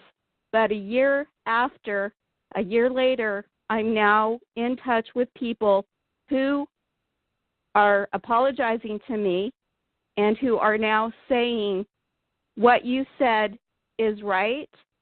People are being hurt. People are being murdered. People are committing suicide. And now we can help you. So I want to be in touch with Midge. I think if we get the right people to sit in front of some of these human rights attorneys, that we're going to get the help that our group needs. And then my last thing. Kendra, do you know how to get hold of Midge? Because we would like to have that information, ma'am. Yeah, I have Ella connect Midge and me. Just this coming month, I want. Kendra, excuse me. Yeah. Just go to targetedjustice.com. Oh, my good. Email. Okay. My email's there. Just send me an email if you want to talk on the phone. You can leave your phone number, and I will be happy to talk to you. This is what we're looking for. We're looking for people with information, anyone who will help. We have a legal department, and so what you'll do is you'll volunteer to work with that legal department. And we have someone in that legal department who, is in school to be an attorney. He already has this degree in many things, and I'm in that department as well. So we are looking for information. I have some attorneys that I know personally, but we are always looking for others. So, because we're going to go with the best. We're going to go with the very, very best. Thank you, Kendra, thank you for coming forward, Kendra. Yep, thank you. Yeah. There's somebody here in San Francisco that is very famous, one of the most important attorneys of our time, and he knows this has been going on, and he is ready to dive in. So, having said that, let me just remind people that January is Stalking Awareness Month, and it's also Human Trafficking Awareness Month. I'm going to be working with Kayla. She's a TI here in California near me. We're going to try to do something next week. We're going to kind of do something, hand out flyers, educate our neighborhoods. So just want to let people know, maybe a flyer that states Stalking Awareness Month, and then, try to do something, even if it's little. It's just the month that we can all try to educate somebody, about these things that are happening. I'm finished. Thank you for so much time. I'll be in touch with you, Midge. Thank you. Thank you, Stephen. Thank you, Kendra. Yeah, get in touch with Midge. We would love to have your support. Thank you, Kendra. Yeah, it's time that we find the right attorneys, because I think they're ready. They needed some time to figure out if all these people were crazy or if this was really happening. And if the Chronicle newspaper in San Francisco begins to write stories about targeted people, which they're starting to do, that means this city is now ready to represent the people that are being hurt. So it is time. And I'll get off now. Let me start. I just want to tell you, Kendra, I know two court cases going on now that are going very, very well, extremely well. And also, my brother is a target. And he at one time had a court case going on, and he had hired a friend of ours who's an attorney. And then after a while, she had to back off, and she said that she was paid a visit, and she was threatened with her life if she continued. So now, though, more and more of this is coming out, and the attorneys are not so afraid.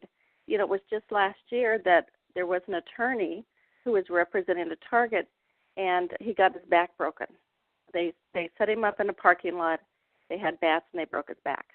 So well, Midge, the tide is turning. But it's turning. That's what I'm saying. The tide is turning. I think this group, and at this time, at this stage, at this time, in this group, is gonna make a difference. It is turning. Absolutely, it is turning. But there's been reasons why it hasn't gone forward till now, because some of the attorneys have just been scared. But I think that is changing. So. Well, it is scary, but there are so many nonprofits now that are reaching out to help even attorneys that are, facing this discrimination of helping our group. So, God, the weird thing that's happening right now, there's so many different organizations that are being well funded to help us, but we've needed a clearinghouse so that we could build a database. So, that's why I want to work with you guys, Midge. I've just come across, San Francisco is a hotbed for human rights. And so there's so many orgs here that are looking for us. They've been waiting for us, and they have grant money, too. Yes, that's good. Well, All right. We'll be glad to have your support, Kendra. Well, I think it's time. In our lifetime, I will tell everybody on this call, in our lifetime, in the next few years, this stuff is going to be wide open, and this is going to stop. This cannot continue. And anyway, thanks for letting me talk, Stephen. Thank you for your story and bravery. And I'll get off now. Thank you all. Thank you, ma'am. Yeah, I respect Kendra's opinion about maybe the CIA being involved. I personally, mine was a revenge campaign. I spoke out against a stalker and went to great lengths to stop him from stalking me. And I know another person just happened to be at the wrong place at the wrong time. So I think there's various ways, not to say that the CIA is not watching and there's some human experimentation going on, but there are these security agencies just like Weinstein had, Harvey Weinstein. I think he used the Israeli mob to do dirty work for him. And they use the same tactics as what we experience. And so that's something you might want to look up online. So I do think some of it's just security, these celebrities or high-powered people like the person that's involved with my stalking. They hire and enlist these companies to do this to us. So that's just my opinion. So I think it varies. It's across the board. Well, I've got news for them. I know I myself and no one in this group that Midge has formed that we have got is afraid of them. We are taking it to them. Yep. Okay, Michigan, I'm going to come up to you. Hi, Michigan. Hi, Stephen. This is Hope. I haven't met you yet, but I've enjoyed corresponding with you, and I think that this group that Midge has put together is going to be amazing. And it was really good to hear your story. And I wanted to make a comment on that you're talking about the European guys that would come up to you and have drinks with you and stuff and Yes. kind of tell you stuff? Yes, they would. They were completely different over there, Hope. They really were. They were not afraid to let me know interact. who they were, and they were actually hopeful in a weird way. So here's something to think about. If you look at Catherine Horton's stuff, I think there's a big difference between the way that they treat men and they treat women. And this is a huge part of the stalking, I feel, is a real misogynistic trend in it. I mean, they have battered her from head to toe. No one's coming forward and saying, hey, let's hang out and have a beer.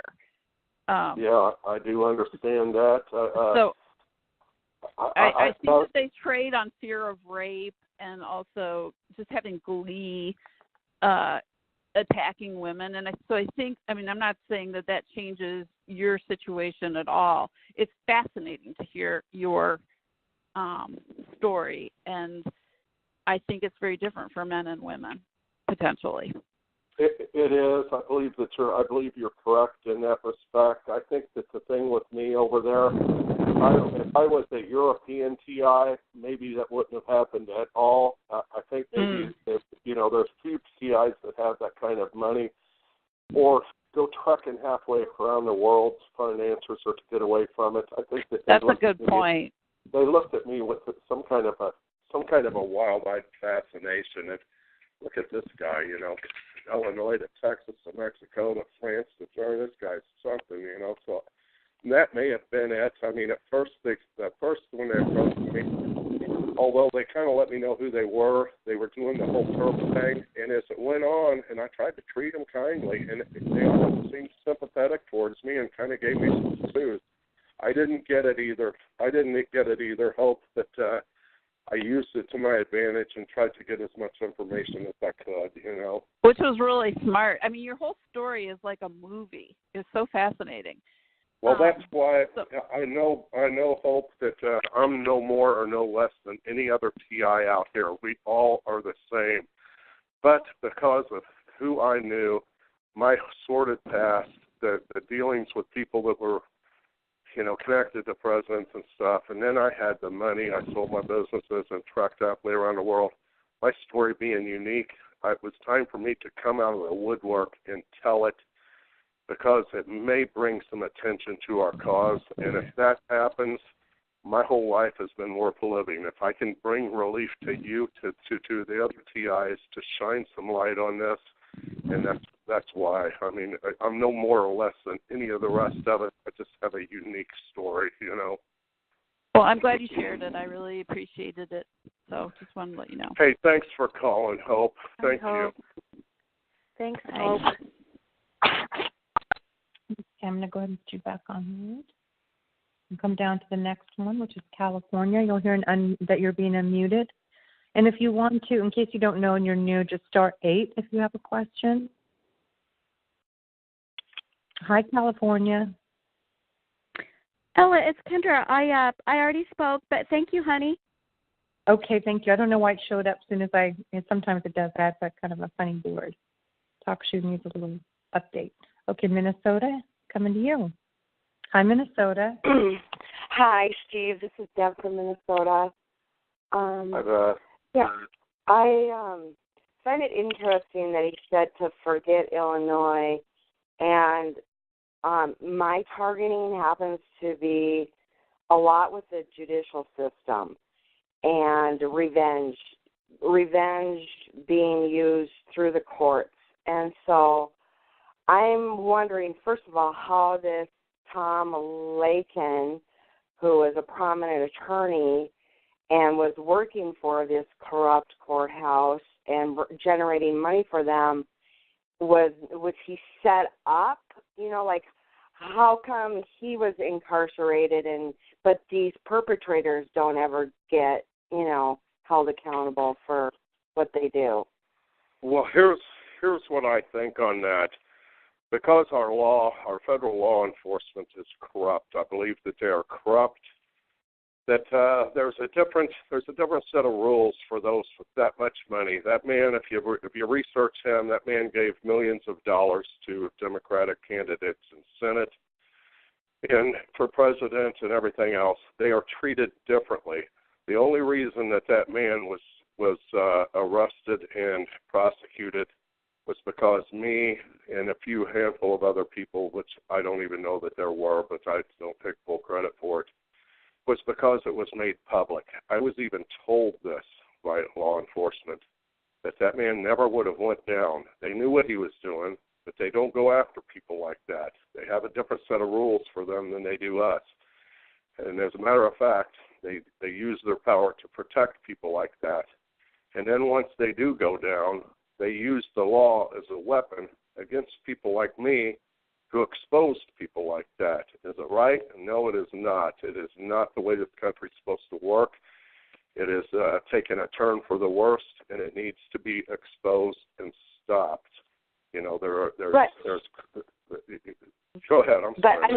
I'm sorry. Yeah, but I mean, I've had some cases here where, first of all, I filed a harassment. I was being workplace mobbed, and they were, you know, just really aggressive and making sexual comments towards my 10-year-old daughter, and just very inappropriate things. So sorry. Yeah. And so then the targeting really started heavy after that. But then I had the neighborhood watch group come in, and then I had the harassment with the neighbors, and the police arresting me, no evidence. Then they would deny all my civil rights, and then they'd say I'm too mentally ill to stand trial. So I'd have to go to the mental illness part and have mental evaluations. And this was just a game to these people. So I'm just wondering, and the judge, you know, and they'd have these mock trials, and it would just be the neighbors and the judge, and nobody else would be in the courtroom, and just, you know, just nonsense. But so I'm wondering if the judicial system is so corrupt like that, you know, how is this going to be taken to court? You know what I mean? Like, how is this going to end? Like, this needs to end. How is that going to happen? It does, and my thoughts on that, ma'am, are this, that they became so arrogant with their money, their power, and their influence that they've stepped over a line. You know, they thought that they could keep this under wraps like anyone else. Power corrupts, absolute power corrupts, absolute, but they stepped over the line. They thought that they could do anything to anyone at any time, just like that lawyer that I dealt with back there. He thought he was judge, jury, prosecutor, and that he was kingmaker of presidents and senators and such. Their arrogance will be their downfall. They've went too far. It's got too public. They can't do this to this many people. If it would have been one or two here and there, me, somebody else, they could have got away with it. They've went a bridge too far, and it's going to be the death of them. Yeah, well, I'm just wondering, like, how can we get this to end? And if the courts are so corrupt, and if they have their own little FISA court or separate court, you know what I mean? Like these bogus national security letters that they're using to terrorize women, mainly a lot of women, single women, isolate them and terrorize them. How, you know, it's just such a mess. Like, I don't know, but it needs to end. It is. Let me put it to you this way. There's been more powerful corruption in this world than this, going back many years if you read the history books and the Nazi Party and everything else. Right always tends to prevail. It doesn't always come quickly, and a lot of wrong has to happen before it does. And in this case, it has. But I think that they've overplayed their hands. They have become too arrogant. They have went a bridge too far. And not everybody in the judicial system is corrupt. Not every FBI agent, not every CIA agent. I think that the majority of them are, and if they want to get ahead, if they want to keep their jobs, their pensions, the good ones keep their mouths shut. But I think the tide is turning, and I think the good will prevail. So that is, you know, we have to look at it in that respect, and how we're going to do it. This group we formed, we're going to try to take it to them. We're going to try to rally all you folks. We're going to try to get your stories. We're going to get out there and take it to them. We're going to make them listen. You know, you know, the time is now, and they've went the bridge too far. That's my opinion. And their arrogance and their their corruption is going to be it will be the death of them. You know, it really will. The good will prevail. The right will prevail. This will end. Yeah, I've always believed that truth will prevail. Keep believing that, girl. We will win in the end. Amen. Thank you. You're welcome, ma'am. Thank you, Minnesota. I'm going to put you back on hold. Okay. Now I'm going to come to California again. I think it's just showing me again. I'm going to go to New York. Hi, New York. Hi, Steve. This is Susan. You're a TI fan from New York. How are you this evening? Susan, my dear friend, how are you, dear? Susan's part of our group. She was at my house a couple of weeks ago. She's such a sweetheart. I love her. And I have to let all you ladies know. Cowboy. This is Cowboy, everyone. This is Cowboy. I never thought. I always wanted to go to Texas. I just never thought. New York Cowboy. The New York Cowboy. I just have to let you know what kind of guy Steve Baysden is. I first met him at the conference in Boston, and hopefully I'll get to tell my story. I'm writing it down in case something does happen to me. But my father-in-law had died under very questionable circumstances while living at my home here on Long Island. And, of course, things were orchestrated that his funeral just happened to happen on the first day of the conference in Boston. And as soon as I buried my father-in-law, I got right in the car and I drove up. And by the time I got to the location of the conference, it was dark out. And if those of you that had made it up to Boston, it was in the woods somewhere, and I got lost. So I'm crying on the side of the road, mourning my father-in-law, being in the car for 4 hours. And Steve got in his car and drove through the woods, finding me. And he said, "We're never going to leave one of us. We're not going to leave one of us behind." And he got in his car and found me in the woods because the GPS was not taking me to the location. So this guy, you may be from Illinois, but you're a true Texas cowboy, a true Texas gentleman.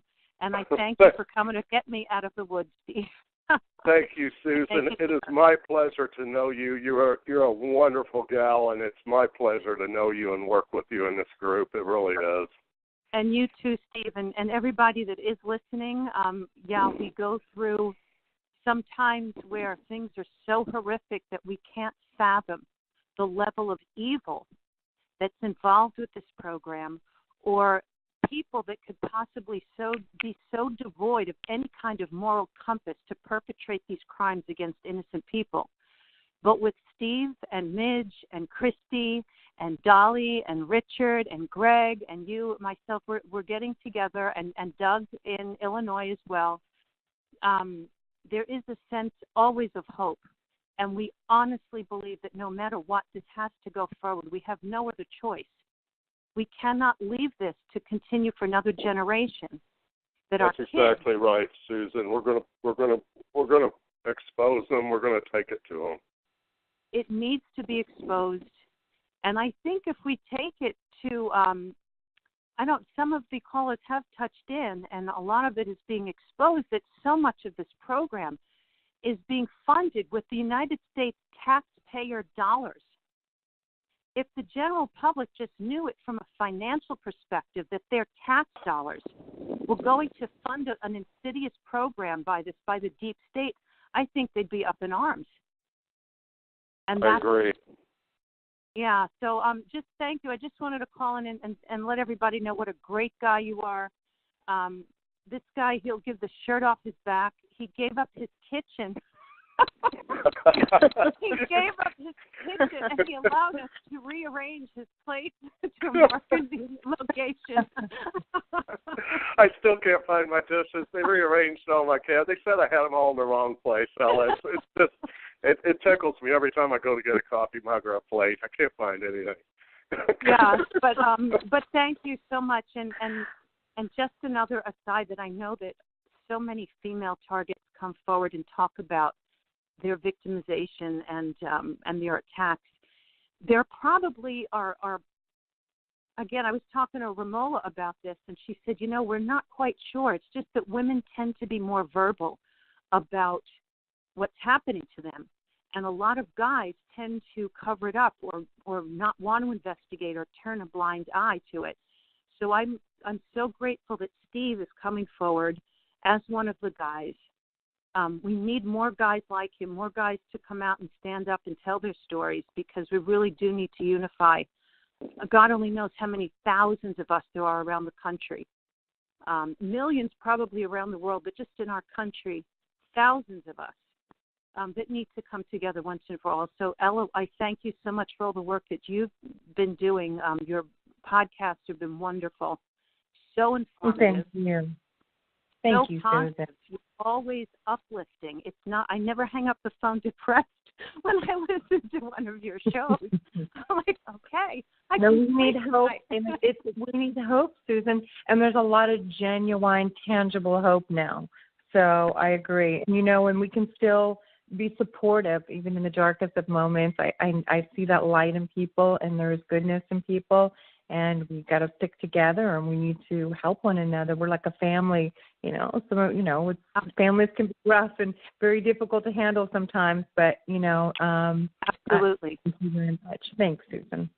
Yeah, but thank you. And Steve, I'm just going to say goodnight as I put my shielding on and my Dwight Mangum grounding kit before I get to bed.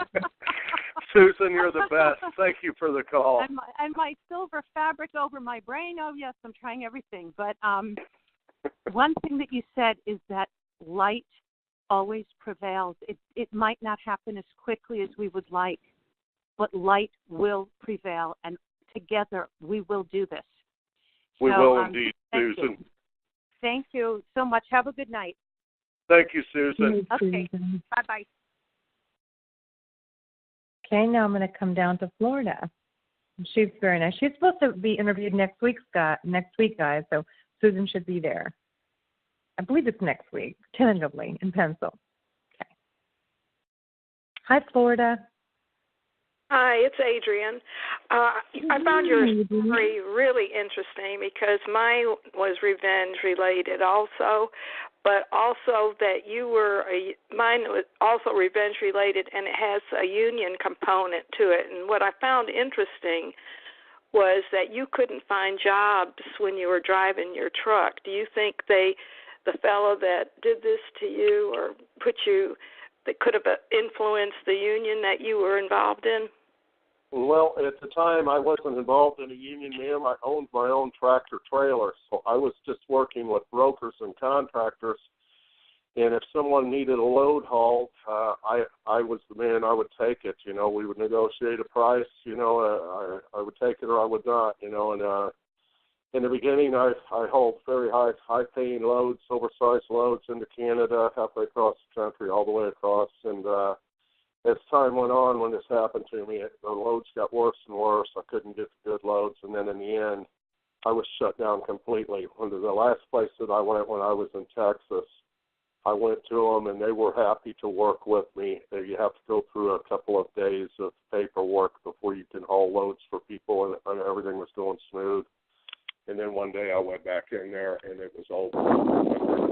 They had gotten wind of me being there, and somebody went in there, and it shut down. I mean, it was over. I mean, there was, and it happened one place after another, and it was obvious I was not going to get any more work for my truck. It was, it was obvious that these are powerful people, and they've got the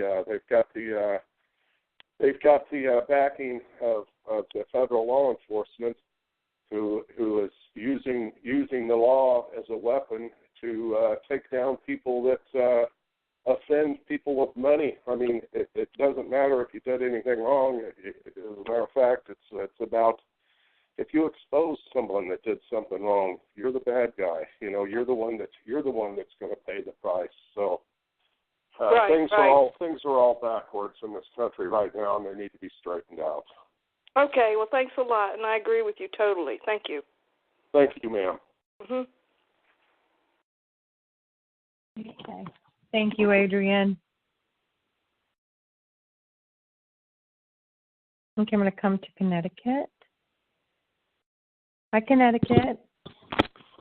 Hi, Ella. It's Connie. Hi, Connie. Hi.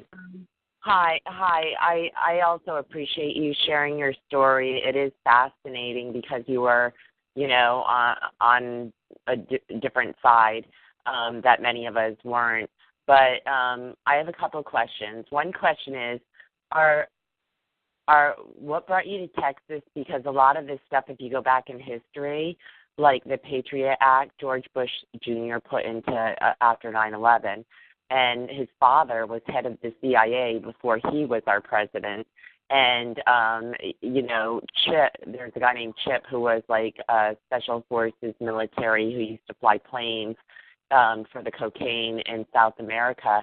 And the Bush was on the plane.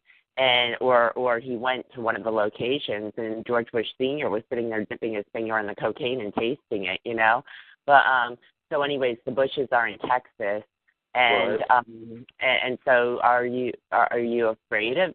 Are you aware that the Bushes are were heavily involved in a lot of the corruption and the Nazi agenda and all this stuff?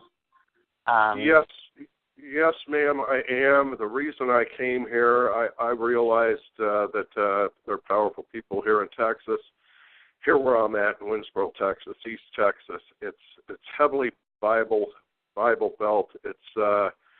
It's conservative. People believe in God and guns. I didn't think that the county authorities, even the FBI, would pull this down here in Texas, but they do because it's influenced by the feds. And when it's the feds and the feds step in and tell the local and county law enforcement, this guy's no good for whatever reason, they step back and they let them do what they want to you. So there is no getting away from it. I mean, I chose East Texas because it's beautiful. It was a tax. They got no income tax. I love East Texas is beautiful. There was a lot of work down here for a man that owns a flatbed tractor trailers with the oil industry, et cetera. Texas has got good work. That's some of the reasons I chose. But, ma'am, I have learned, I have been all over this country doing work and all over Canada, Mexico, France, Germany, and Russia. There is no getting away from it. The only way to get away from this is to end it. Right. That's it. So my other question to you is, are you aware of National Liberty Alliance? Because it sounds like you have a lot of evidence, and because of your inside knowledge and background and, everything that went on, National Liberty Alliance, I don't know if you're familiar, they literally have thousands of members, and they have chapters in every county of the United States, and they're about common law because our court system is rigged. It's a kangaroo court system, and the outcome, or if you have a case, if a lawyer will take your case, the outcome is predetermined. And with court cases, they go out for bidding, and there's a bid bond, a bail bond, and a something else bond, and they're being bought up supposedly by China and Japan, and they pay exorbitant amounts of money, and when they pay the bond, the performance bond or bid bond, the court actually gets the money. So they get issued like a 1098 or 1099 for income. So they're making money off the cases. And anyways, National Liberty Alliance is about using common law because it's our God-given right for life, liberty, and the pursuit of happiness.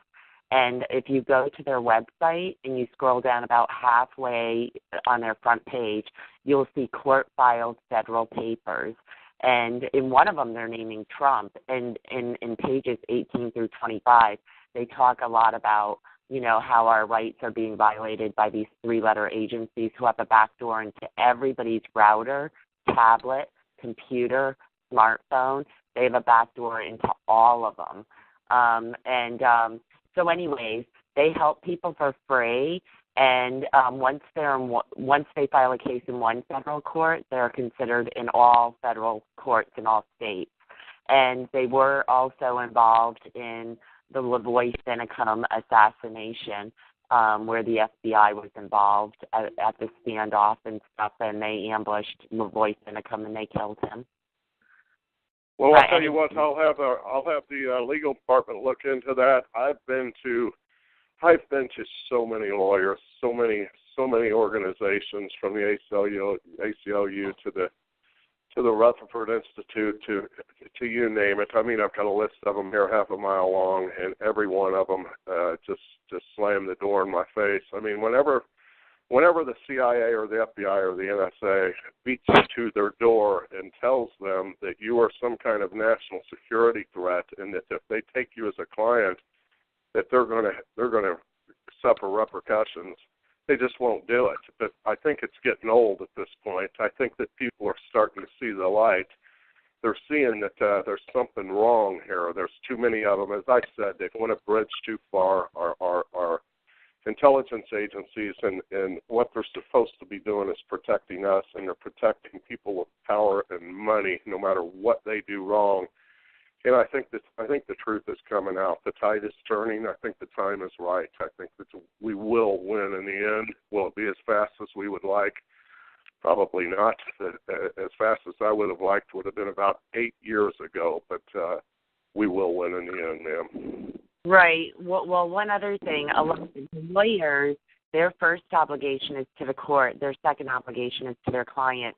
And many lawyers, like a TI, I know she hired a lawyer, and after he took her $3,000, he got scared because he got threatened and he backed out. But anyways, these people, National Liberty Alliance, they're not lawyers, but they write like lawyers. They're really good. You should see their documents, their court file documents. But these people know what they've been doing, and they've been doing it for decades.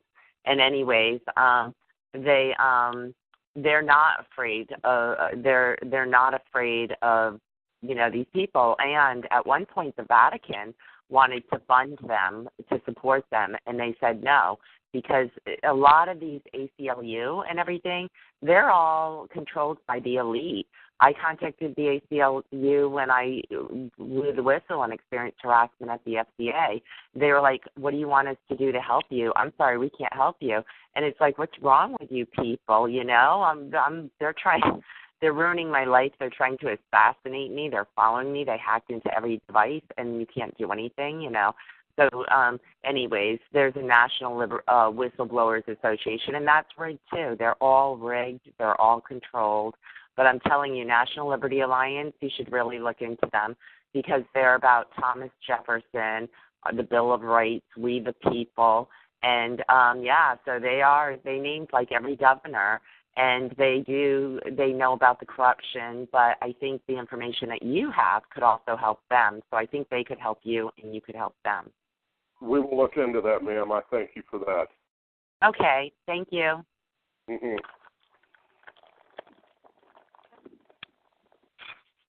Okay, guys.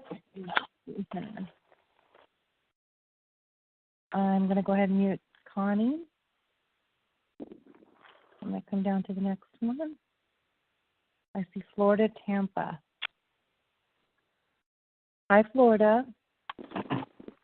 Hello, Steve. This is Christina. Hi. Florida. Well, the reason you're so important to me is because I'm in Chicago, and right. you're one of me. I've been in the system about 10 years over somebody that you would call, that you thought was a friend or friends, and, But anyways, so we were staying in California, highly terrorized. And, I found one attorney out there, but we had decided to come back home because financially work wasn't that good, and we still had the house in Chicago. And, so I started looking for attorneys here. And I got the same thing like you. Has anything kind of turned over, like as far as getting a hold of an attorney in Illinois that might be willing to take your case? Ma'am, it's my experience that Illinois is one of the most corrupt states in the Union, and Cook County and Madison County, where I was and where you are two of the most corrupt. Right. Unfortunately, until this breaks open, when it does, I think that there won't be an attorney you won't be able to get. They'll be beating your door down. But until it does, They're not going to touch us. I mean, whenever the federal government is telling them, you take this person on as a client, your career is over, they will not do it. I mean, and that's basically what I'm understanding is taking place here. There's so much corruption here. In fact, those acquaintances threw me against the door.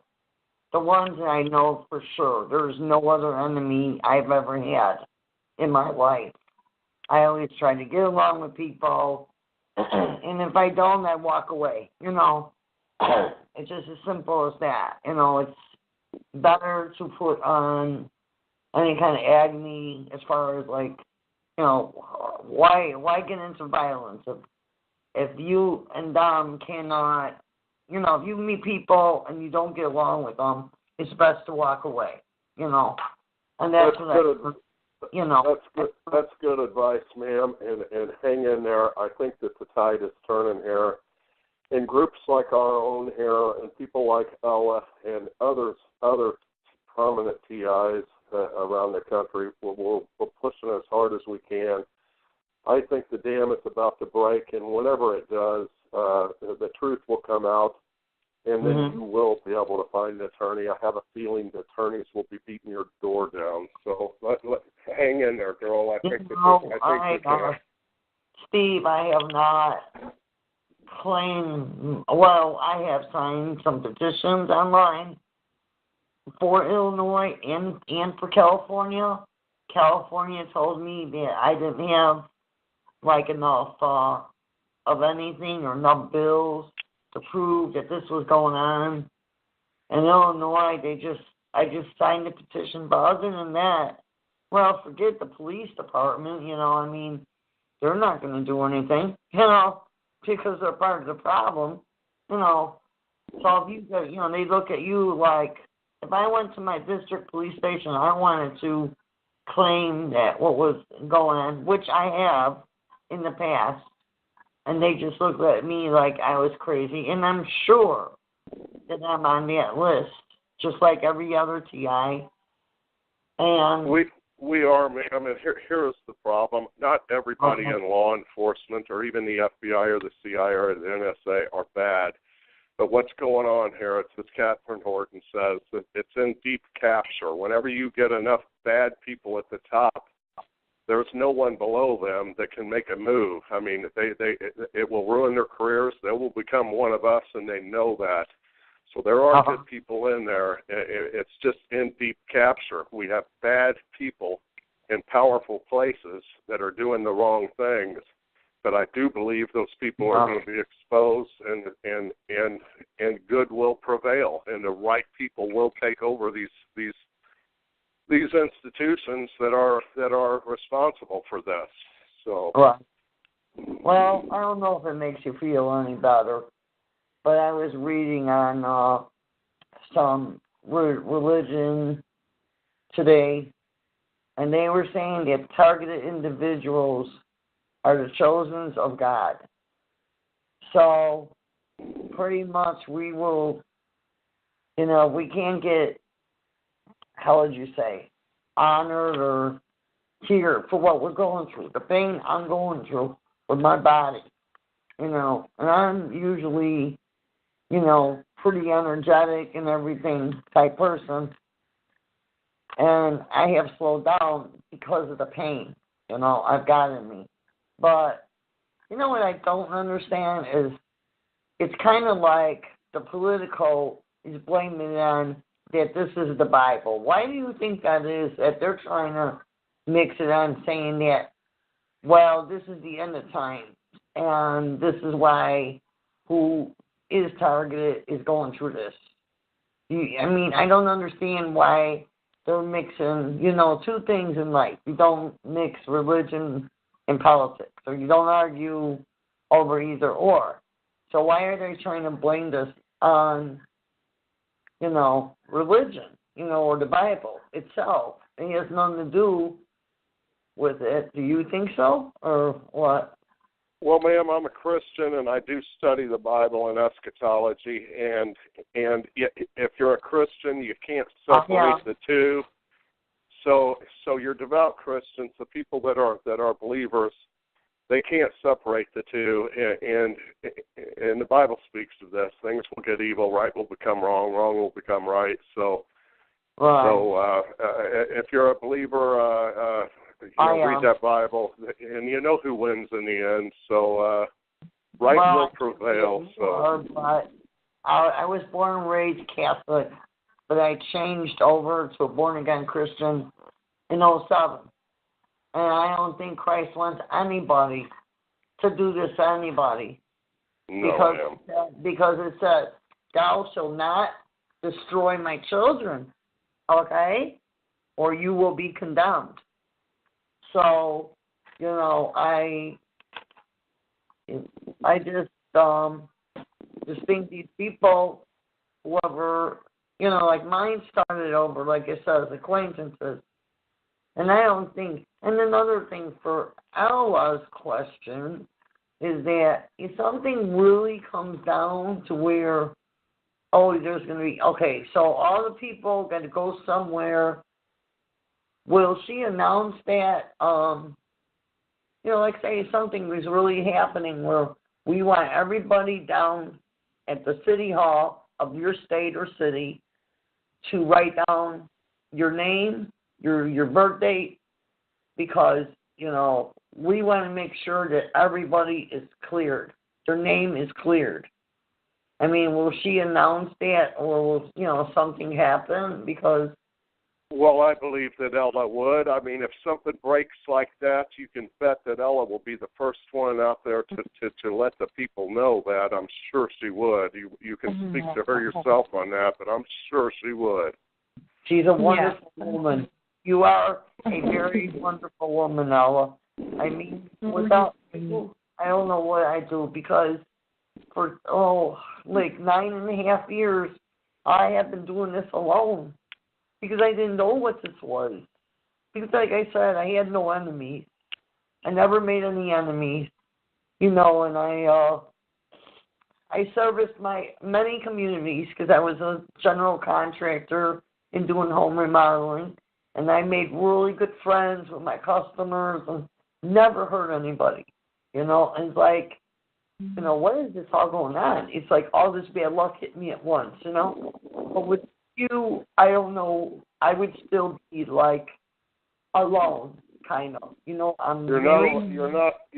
alone, ma'am. You're not alone. There are thousands of us like you, and you're not alone. Keep in touch. Stay on the internet. Keep in touch with our website that we've brought up.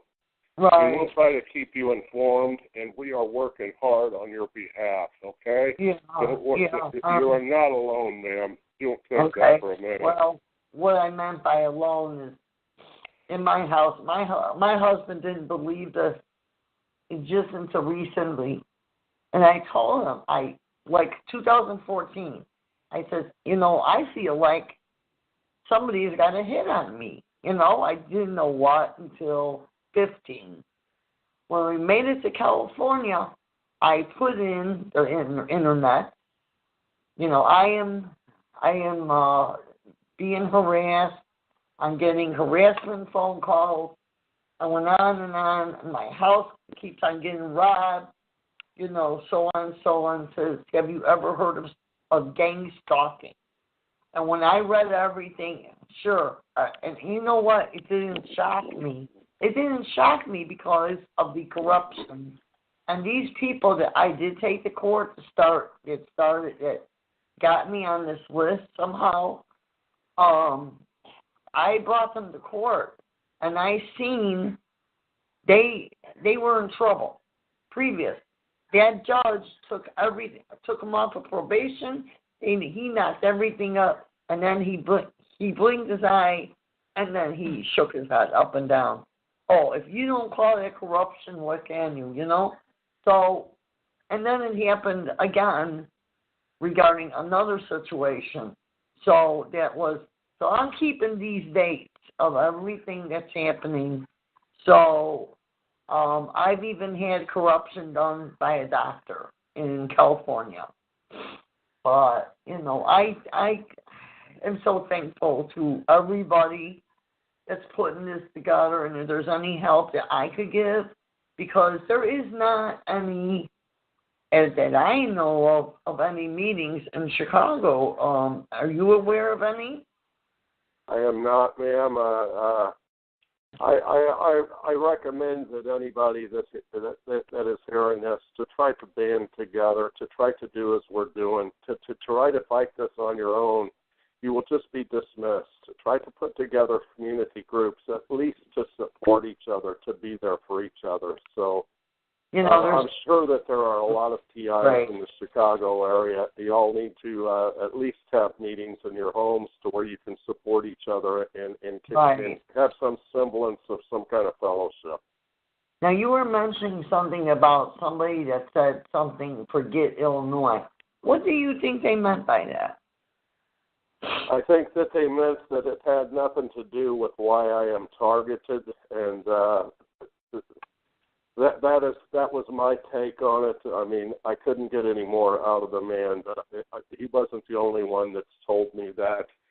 It's either that, or they're trying to scare me off from pursuing this any farther. Because, Ellen, I didn't say this earlier. There are others back in Illinois that were involved in the same type of things, powerful people, other attorneys, and I know they will be hearing this, and they need to know I will expose them too.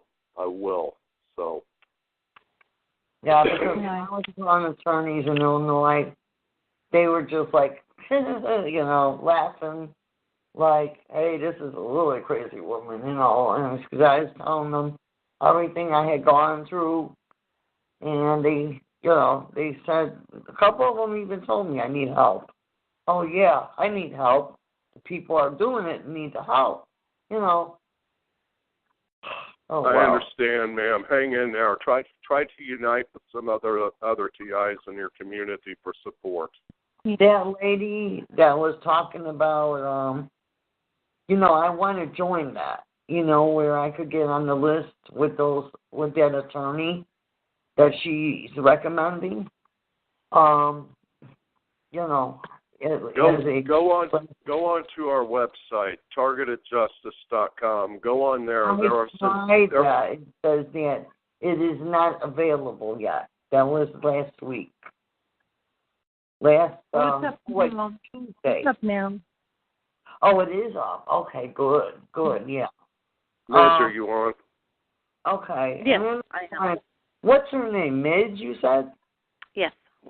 Midge? Yeah, I like to talk to her about so that she could tell me how I could put together, some kind of thing going for targeted individuals. Maybe even we got a thing called Meetup. I'm sure one of you's heard of that. Yeah. We could all meet up at for coffee and, do some kind of little group thing or something like that. Because as far as I know, there is none, support groups here, So I'm willing to help, I'm another, I'm in. Okay, thank you, Steve. Thank you, Paula. Thank you, ma'am. Thank you. Okay. Hang in there. Okay, so I have time for a couple more questions here. I'm going to go to North Wisconsin and then California. Hi, Wisconsin. Yeah, hi. This is Deb. Hi. And, hey, thanks for the great job you guys are doing. And I was just wondering, you have my information, right? Do I, ma'am? I think Ella does. Yes, I do. Okay. Could you pass that on to them since I always seem to have computer issues? Please. Will you send me an email so I know your address? Because I know about 6 Debs. Oh, okay. It's Deb Olson. And I don't care if my name is out there because, if I'm going to die anyway, I might just well die trying to straighten it out. You know what I mean? Yeah, exactly. Just take it day by day and do everything you can to fight. That's all we can do. Oh, yeah. And also, I just wanted to mention that I got Dave's CD. I don't have the headsets yet. But my dogs, I just turned it on the CD player. My dogs have been going in and sleeping in the bedroom during the day or, like, at night when I'm up and doing stuff. and they never did that before. And I thought that was really interesting, and I know that they can affect our pets. And so I just wanted to kind of throw that out there. Just an that's interesting, ma'am. Thank you for sharing that. And I'm thinking about turning it on in the bedroom, but the stereo system's a little weird, so who knows. But anyway, and also I wish I was closer to that woman in Illinois, because I would be happy to hook up with her, but I can't go anywhere with having the guys, and that I'm kind of like stuck here, you know. But if you want to pass my name and phone number on to anybody in my area that would like to come over, I mean, the place is kind of a disaster, but, you know, we're there to talk and stuff, not, you know what I mean? And yes, ma'am. So if you want to pass my phone number on to anybody, go for it, because I'm around at night. Of course, I'm always listening to the calls and trying to educate myself, because I didn't realize what was going on for so many years. I was like in the dark, and then when everything really went bad, and I just happened to fall into it. I don't even know how, but I did. And it's like, whoa, that sounds like me in my life. What's this, you know? And so many things, just like the vehicle thing that somebody was talking about. You know, yeah, I had that, but I didn't even think anything of it. I just figured, okay, things go wrong, other than weird stuff. When our Dell went, they had some weird smell in our truck, our Yukon. And it made both me and my husband sick. And the truck, at the same time, the truck wouldn't start, and it wouldn't run right, so we called the mechanic, and we had it towed over to his place. And he had to throw the mats and everything out, and he says, I don't know what was in there, but, it was awful. And he got rid of and he says, sorry about having to get rid of your car mats, but, you know, I just had to, because I couldn't have it in the shop with that. And so, you know, it's like a lot of odd things like that, and it's so eye-opening. And yes. I've met a lot of people that are targets, but I don't think they want to believe that they are, that this stuff is going on. Like my mother, for one. I mean, sometimes she seems like she gets it, and then other times she's so opposite, it's like, okay, never mind. We don't need to talk about this now. And maybe, this sounds out there, but I have this feeling that she's probably really mind-controlled when it switches like that. Like they don't want her to wake up. You know, there's a lot of people that are in denial. They don't want to admit that this is going on. A lot of people are living it and you know, without the answers and without support, and that's why we're trying to make a difference here for you all, ma'am. Yeah, and I tried to email for the free pamphlets, and computer issues and printers, doesn't work, about the free pamphlets to hold out. I don't know if that went through, but I don't know if Ella or someone could check on that. And the email address is ewclearclue@yahoo.com. Thank you, ma'am. And, hey, thank you guys so much for doing what you're doing, and I'll get off of here. I'm too long-winded. I talk too much. No worries. Don't worry. Thanks so much. No need to talk. Thanks, Deb. Okay, so I'm going to come down. I'm going to try and get down. I want to get Elvira, too. I'll do California and then Elvira. Okay, go ahead, California. Hi. I have a question for you, Steve. Yes, ma'am. When you were in Europe, were you like doing contracting business? Did you get a contract that you were over there? You were just over there visiting or working? No, ma'am. Whenever I came to Texas and they ruined my last business, and I still had money, and to be honest with you, I just wanted out. I wanted to get away. I was so disappointed here in Texas that it followed me here. I wanted answers, and to be honest with you, I had a pocket full of money, and if I would have found a foreign country that this didn't take place in, I probably would have stayed, and it didn't happen. I learned a lot. It was an experience.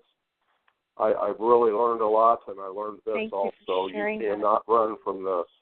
Yeah, I from the powerful families, I know that rule. Well, that being said, you noticed that the targeting was lessened. What did these people share with you discreetly or indirectly that tipped? Because they're not having the net neutrality being taken away from them. Our country is the only one doing that to shut us up and quiet us, to get rid of people's medical license, law license, doing everything to stifle everything that we are trying to do. But they are running out of time. We are gaining momentum. We know that. It's just a matter of time before they get caught on the carpet. Who, when, what, why, when, where.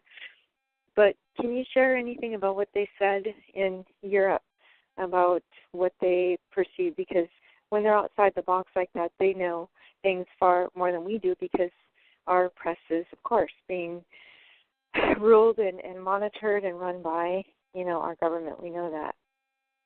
Well, what I believe and what I learned in Europe, that it was no different. As a matter of fact, Berlin, a place that shouldn't allow this at all, East Berlin, with their history of the Nazis and the Stasi, it was worse there than it was anywhere. And any of these NATO aligned countries, especially the Five Eyes countries, but any NATO aligned country is going to do the same thing. I was just amazed that whenever I went to Russia, that it took place there. I wouldn't think that the long arm of the law of the United States would be able to do that. So as much as the United States and Russia doesn't get along, they seem to get along just fine whenever it comes to this nonsense. That's convenience, yeah, exactly. Well, that being said, the other question I have is, being a truck driver like my dad used to be, and of course they took him out, suspicious circumstances, when I decided to become a whistleblower. I was not afraid for them to come after me, but to come after my father, who was a truck driver, going nationwide, truck driving, and in all kinds of circumstances, surviving. Well, that being said, you probably met a couple of drivers in these underground tunnels that go all the way from the United States to Europe to Asia to the Middle East to underground the sea floor. Had you met any of those drivers with the Walmart connections that they drive in these underground FEMA locations that they stock up and all this stuff? No, ma'am. I have heard of such things. Now, whenever I was running my truck, I did a lot of contracting for the government, and I went to a lot of secure places, including where we store our nuclear weapons. I have been to some underground facilities, but I've never seen tunnels that connect across the country. Now, I wouldn't doubt that they have them, but I can't speak to that. I really don't know.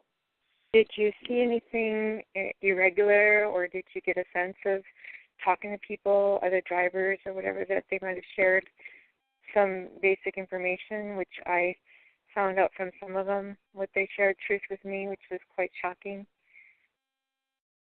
They shared it in what respect, ma'am, that they knew what?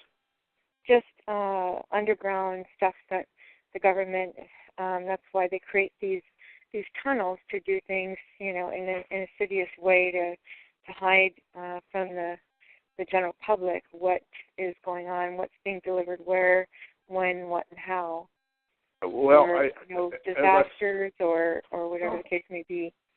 As I said, I know that we have locations around the country that they have underground, basically underground cities, underground storage, etc. As far as tunnels that connect them, I don't know. They very well could have the technology that they have. There are very intelligent people that say that the technology that the state has, the dark state, the deep state, our intelligence agencies, is 100 years in advance of what the private sector has. Ma'am, I wouldn't doubt that they have such a thing. I don't have any knowledge of it. And California. Okay. I'm sorry, go ahead. Oh, go ahead. In California, what's his name? The one head of Tesla. He had Elon Musk. Yeah, thank you. Elon Musk had shown that he has sold 15 or 15,000, I don't know which, of these electric battery semis that can run on just pure energy, and that he was building these new tunnels in LA to go like LA to San Francisco, and Tesla was a part of these bullet trains like they do in Asia and whatnot, where they can go 10,000 miles an hour underground. So that's already in the making in the infrastructure. So I think when Trump's bringing up about the infrastructure, I think maybe that's what he's going to roll out, because he is seizing assets he is doing legislation or some kind of action of seizing assets against these people that are committing human rights atrocities against us American citizens. So California, I just have a couple of minutes left, so if you can finish it up. So I just want anybody else's opinion on that. Ma'am, that is beyond the scope of my research or my knowledge. Yeah. I wouldn't doubt that they have such a thing, but I have no knowledge of it. Anybody else want to share what they might know about this civil forfeiture of... This is an interview. This is an interview, so maybe on a different call. Let's talk about it on the open. I see. Okay. Well, thank you for sharing your story and your bravery. I really applaud you for that. Keep doing what you're doing and never give up. The good heart that you have, and everybody on here, I just really commend everybody. Hang in there. Thank you, ma'am. Thank you, California. I have one more person I'm going to unmute because I'm going to also ask for some support for her. So I'm going to go down to Elvira. Hi, Elvira. She may not be there. Greetings. I'm here. You're there, honey. Good. Yeah, this is Ella's call. Where else I'm going to be? Thank you, Ella. I just wanted to say thank you to Steve. I tell you, I joined this group in October of 2010, and there has been no hope, only pain and more suffering, seemed like to me. And now you have you, Midge, Ella, and the other ones have just given me hope, and I just want to say thank you. Thank you so much for myself and all the others. You're welcome, ma'am. Ma'am, hang in there. We're going to try to make a difference. Yes, and I want to thank you for that. You're welcome, ma'am. I pray that we'll make a difference for you, and I hope that we really can. Hang in there. It will. I feel it. It will, definitely. And I want to thank you all. You're welcome. Thank you. And Elvira is looking. I do want to ask for some support for Elvira. She's in South Florida. If anybody's in South Florida and you can be of assistance to her in any way, she's kind of in a bad situation. And she definitely has some health issues. And she's been a long-time activist, and she's definitely done a lot for this community. And she's the one who found Mark Rubio and got him involved, and different people like that. So she's done a lot of stuff for this community, and she's a special lady. If you want to email me at tiangel2016@gmail. If you're in that southern Florida area, that would be great, and it would be excellent to kind of get her some assistance. So thank you. That would be really nice. If anybody can help her, she sounds just like such a sweet lady. She's very sweet. Okay, guys. So, Steve, I just have to say thank you for everything. I usually end like on a positive note, but you guys already have that there. I'm so grateful that you worked so hard to develop this group that you're working with, and anything I could do to contribute, I'm there, and I've offered to help already, and I'd love to participate. And everyone, thank you so much for coming. And after this is Kyle's call, and again, he's one call that doesn't typically have too many problems, and he's a very sweet man and very supportive. So if you'd like to go to Kyle's call, his number is, my brain's a little funny today. So his call number is 142-394. Again, it's 142-394-5444. 142-394. 142-394 and then £1 like you got into mine.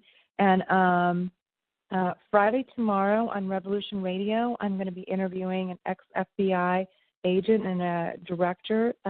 He's not a TI, but he knows a lot about the FBI and the workings of it, and he goes on the news and gives his input about some of the events that happen. And but I'll definitely bring it up to him. I'll definitely see if I can get him to be interested in our cause. That's what I try to do. So, and if you want to get to it, you can go to freedomslips.com and Studio A, and that's at 6 p.m.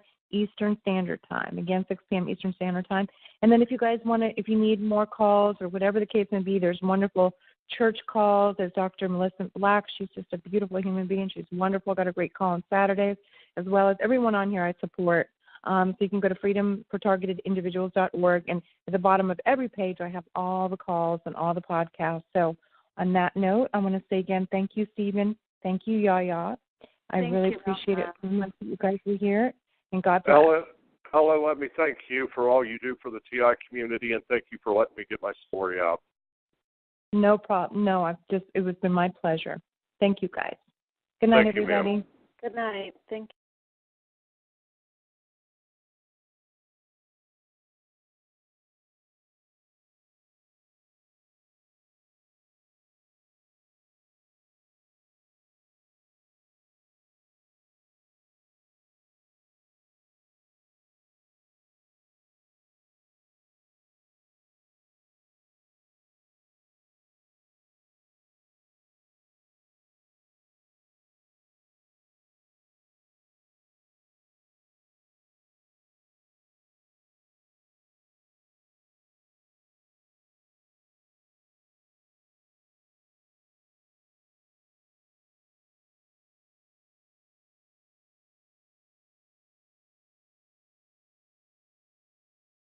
Stay away from him. Well, I started looking into it a little bit deeper. It wasn't just her that he was giving that to. He was giving gifts of large amounts of money, automobiles, homes, trips, jobs, all kinds of things to many people about that age range. This is because he had been forewarned of what was coming, and he was buying off everyone that could testify against him. There were people that he sent out of town. I mean, gave enough money to get out of town, people that knew enough that he didn't want them testifying so they wouldn't be called to testify. Anyhow, for all that the man did wrong, the guy got his hand slapped. I mean, you wouldn't think that being arrested for child molestation or convicted, which he wasn't. He pled no contest, so he wouldn't be actually convicted of that. He was a brilliant lawyer, make no mistake about it, brilliant lawyer. And he pleaded to one of the counts, I guess, of no contest. He got, I think it was 6 years or something. He was out in 3 or 4. And about that time that he went in was about the time Barack Obama became president. And like I said, this man if you read about him on the internet, he was a power broker. He was rich. He owned a home in Malibu, lived next door to stars, Sylvester Stallone, etc. Wealthy man, friends with the presidents. Barack Obama used to come to his house. The Clintons did. Every time the Clintons come to town, he would sit next to them at their table with fundraisers and such. He knew powerful people, and he was very powerful. He used to, whenever he would drink, whenever I used to be an acquaintance of his, he used to claim he was judge, jury, and prosecutor of that part of Illinois. No one become congressman or senator without his okay or his influence, and even presidents. So that's who he said he was. I used to think he was blowing smoke. He wasn't. The guy was powerful. I do not think that Barack Obama would have become president without that guy's help. I really don't. So that's who he was, and that's how that went down. Whenever he got arrested and his trial was going on and he got put in jail, my life took a turn for the worst in a big way, and things started happening. You all know what TIs go through. Well, my business deals started going bad left and right. People turning on me that never did before. It was just And I still didn't get it. I had no idea what a TI was. I was just thinking, I started figuring it out that it had to do with him and my opposition. And another thing I might add, if people are looking on this and trying to see what was going on there, if you look up on the internet about judicial hellholes, there was actually a website about that. You'll see that Madison County, Illinois courthouse is ranked in the top 10 of all counties in the United States, of which there are, thousands. It's ranked in the top 10 of being a judicial hellhole, where people can take lawsuits, and they did, from all over the country, would take them to Madison County, to lawyers like Tom Lakin and the Lakin Law Firm, and there were several others around there that were good at doing it. They had that, I guess I can say this, I don't care if they come after me and sue me to death, to be honest with you, Ollie, but they owned that courthouse. They owned the judges. They owned everything about it. Lawsuits that couldn't be won anywhere else, New York, Texas, California, they came there. They won. They won big money. I mean, billions of dollars were made through that courthouse. And Lakin was one of the men that was responsible for building that money-making machine. So whenever all this went down, it didn't just take him down. It shined a light on that. It hurt that. It hurt that business. That was a business they had going on there, and it hurt that. So I took a lot of the heat for that, for just trying to do the right thing. And anybody who is a halfway decent father found out their daughter was there, and then knew it was other children and stuff that was involved. If you do research on it, you'll find out. And I happen to know more than most people about it. There were dozens. There weren't just one or two, but there were dozens. But anyway, where was I, Ellen? Whenever he went to prison was right about the time Barack Obama got elected. Things started going bad, but they were bearable. Your businesses and everything else. What about your family at that point? Yeah, things were getting goofy. I mean, like I said, I was having problems with relationships with people, employees, contractors that I had worked with, where I got good loads for my truck, subcontractors that did work on my real estate. And you can see a little bit for yourself. He was friends with. And also online, it shows that he was arrested and he was convicted of crime. So that's not slander. That's actually a fact. No, it is. And we've spoken of this earlier, and we're going to try to avoid. I will do my best to avoid names of people that I know that were involved in things they shouldn't have been, and equally as bad as that weren't arrested or prosecuted, because the way things are now, Ella, it isn't the truth that is important. It's what you can prove or disprove in a court of law, which is sad, but that's the way it is.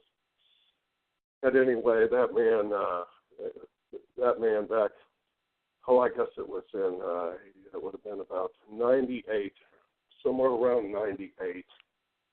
I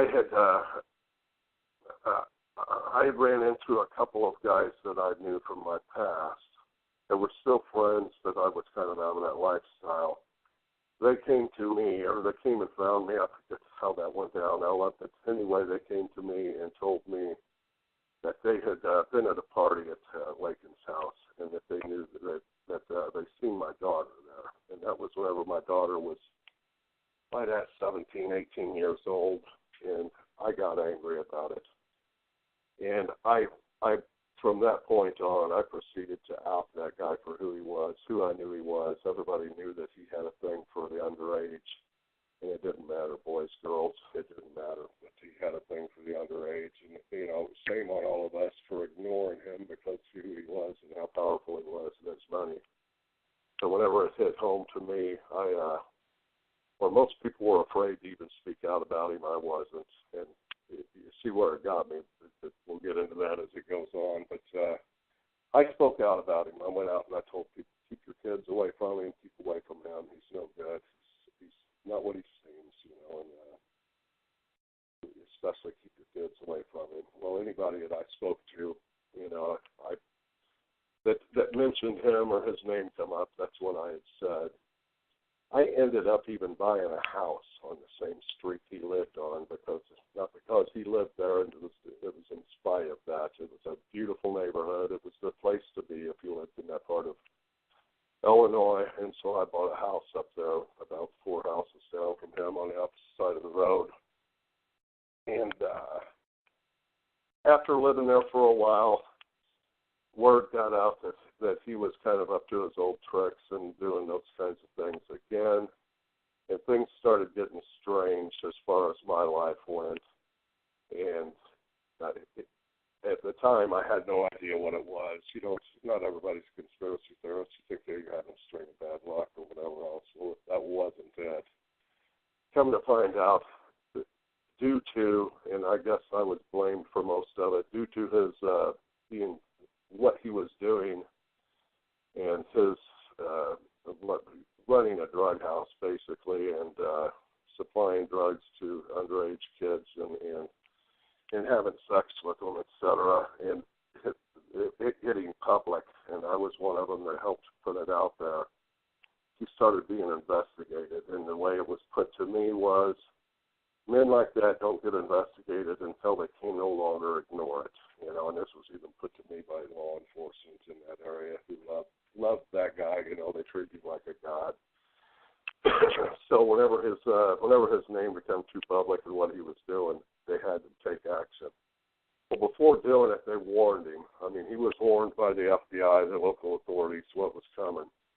And that man started buying people gifts left and right. My daughter was one of them. He came and even met me one day in a bar and sat down next to me. I looked at him and I thought, why is this guy sitting next to me? I don't like him and he doesn't like me. And he looked over at me and he asked me why did I continue to run him down and say bad things about him. I said, because that's who you are, you know. And then he got a little angry with me and said, you know, your daughter's that daughter of yours, that job she's got, that good job as an accountant, I got that for her. And I said, why would you do that? Like, for what reason did you give my daughter a job? She's a college graduate. She could have got her own job. And he proceeded to tell me I should be thankful, you know, and I shouldn't be mad at him. I shouldn't say bad things about him. I said, you know, I'm not thankful to you for nothing. The guy left. I called my daughter and asked her again, you know, I asked her if this was true, that he had got her job. And she asked me, you know, to stay out of it, to quit looking into that. She knew how this guy was, and she was kind of afraid of him. I wasn't. Most people in that town were. And I told her, I said, you know, you need to stay away from this guy. You just don't know what you're doing here. Yeah, he's powerful. Yeah, he can give you money, cars, gifts, homes, jobs that you need to. And tonight we have a very special guest. If you are new to the call, though, please stay on and we will get you some support, some additional TalkShoe podcast numbers, and some helpful links and websites. This is a solutions and educational-based podcast, but the views and opinions of my guests are not necessarily my own personal views and opinions. My goal is that everyone can take something out of tonight, especially a feeling of empowerment. If you have any suggestions, comments, questions, especially if you are in need of additional support, please don't hesitate to email me at tiangel2016@gmail.com. Again, that's tiangel2016@gmail.com. So before we get to my guest, I would like to talk about a few things. From what I understand, you know, some of these after calls have been a little divisive and a lot of perping and interference and things like that. So I just wanted to say that, you know, if you're new, I wouldn't even suggest going to the later calls. I think Kyle manages this call, and typically Ryan does too, but he's been having some problems with his board. But I am concerned about just some of the things that go on, and understand that there's COINTELPRO outside the community, like the people around you, starting rumors and trying to take you down and make you isolated. So it's going on within the community, too. They don't want people unifying. They send people in to cause division, to start rumors, and to create problems. And sometimes it's just targets who don't, you know, we don't all agree and we don't all have the same perspective. And so sometimes it's just personality issues with them, I like to say. But so I am sorry for that, and I do think we need to be bigger than that, and we need to unify. That's the only way we're going to beat this. And And I'm sorry that there are perps within the community, and I'm sorry that they can make it confusing and they can cause additional paranoia. But, there's plenty of people here to support you and give people a chance to kind of, watch people for a long time. If people are doing good, for long periods of time, they're probably not perps, but it's unfortunate that this goes on within our community. And, just like in many social situations, there's people who cause rumors, and you know how the story goes. You're sitting in a circle, you say one thing to one person. By the time it gets around the circle, it's a completely different story, and that's kind of what happens in this community. So I just give everybody the benefit of the doubt, and I actually don't get caught up in drama. I try to straighten it out, but drama is not productive, and it doesn't help anyone. We need to put our focus on taking care of yourself, giving support, and educating yourself and doing activism, most importantly, in my own opinion, and kind of sticking together and not getting caught up in drama and the nonsense. And if you're new, you're not going to know what the drama is and who's being honest and who's not. And you just have to wait it out. Just stand back objectively, and you'll get a sense. But I remember being confused when I came to the community, too, and I remember being attacked right when I entered the community. And, but I just had to develop a little thicker skin, unfortunately, in a community that we need to be supportive of one another. But there are supportive people, and there's supportive moderators, and there's really educating calls that have a real important educational stance, not referring to mine, but other ones as well. And so I hope that you guys can keep that in mind and just know that, perps are in the community too, and they try to cause problems, and that's just how it is. And, there's also paranoia, so that's sometimes a component as well. So, but use your instincts, give people a little time to prove themselves, and that's my little input for today. I just get emails from people, and they're very saddened by some of the calls and some of the immaturity and, middle school behavior and all that. And I know it's very hard, and it can be scary if you're new. So I'm sorry that happens. Like I said, if you need support from supportive people, you can reach out to me or other people that you trust, and they can point you in the right direction of supportive people. So anyways, to get back to our guest, which is very important, his name is Steve R. Baysden, or Baz. How do you say your last name, Stephen? Baysden. Yeah. And you're from Illinois, and you owned and operated 2 successful businesses, earning $200,000 a year, and one was a trucking company hauling flatbed freight around the country and into Canada, and you had real estate business as well, and you had rental properties, and you rented and resold distressed properties. You have a loving daughter and 2 beautiful grandchildren, and after this happened to you, your whole life turned around 180 degrees, and you're trying hard to live as a Christian. And then this, happened to you, and so here you are to tell your story. So maybe to give back, let's go back, to the beginning, and even maybe a little bit before. Like, I know you had a very interesting life, so do you want to start from there, like when you were young and what you were involved with and how you came to be such the good man that you are today? Well, I thank you for that, Ella. I'll leave that for others to judge whether I'm a good man. I do try to be a Christian now. I haven't always been. Going back to for a little bit of a backstory, it might give people a little bit of insight. It's going a ways back, but back in my 20s and up to my mid-30s, I belonged to and was an officer of a fairly notorious motorcycle club in Illinois, and was involved in the cocaine trade and everything else that went with that kind of lifestyle. And for that, not saying that I'm proud of it, but the relevance of that is the deeper that I got into that lifestyle and into the drug trade, the more powerful people that I've met. And you wouldn't think it would be that way, and it shouldn't be that way, but it is. And so when we progress through the story a little bit, if people wonder how I knew this person or that person, in a lot of ways, in a lot of instances, it was from that time. It was from my life in the underworld as it was, and the deeper I got into it, the more powerful people you meet. And it got to the point that one of the reasons that I even got out of it, among other things, and my first wife leaving me because she was tired of the nonsense, and it got to the point that you couldn't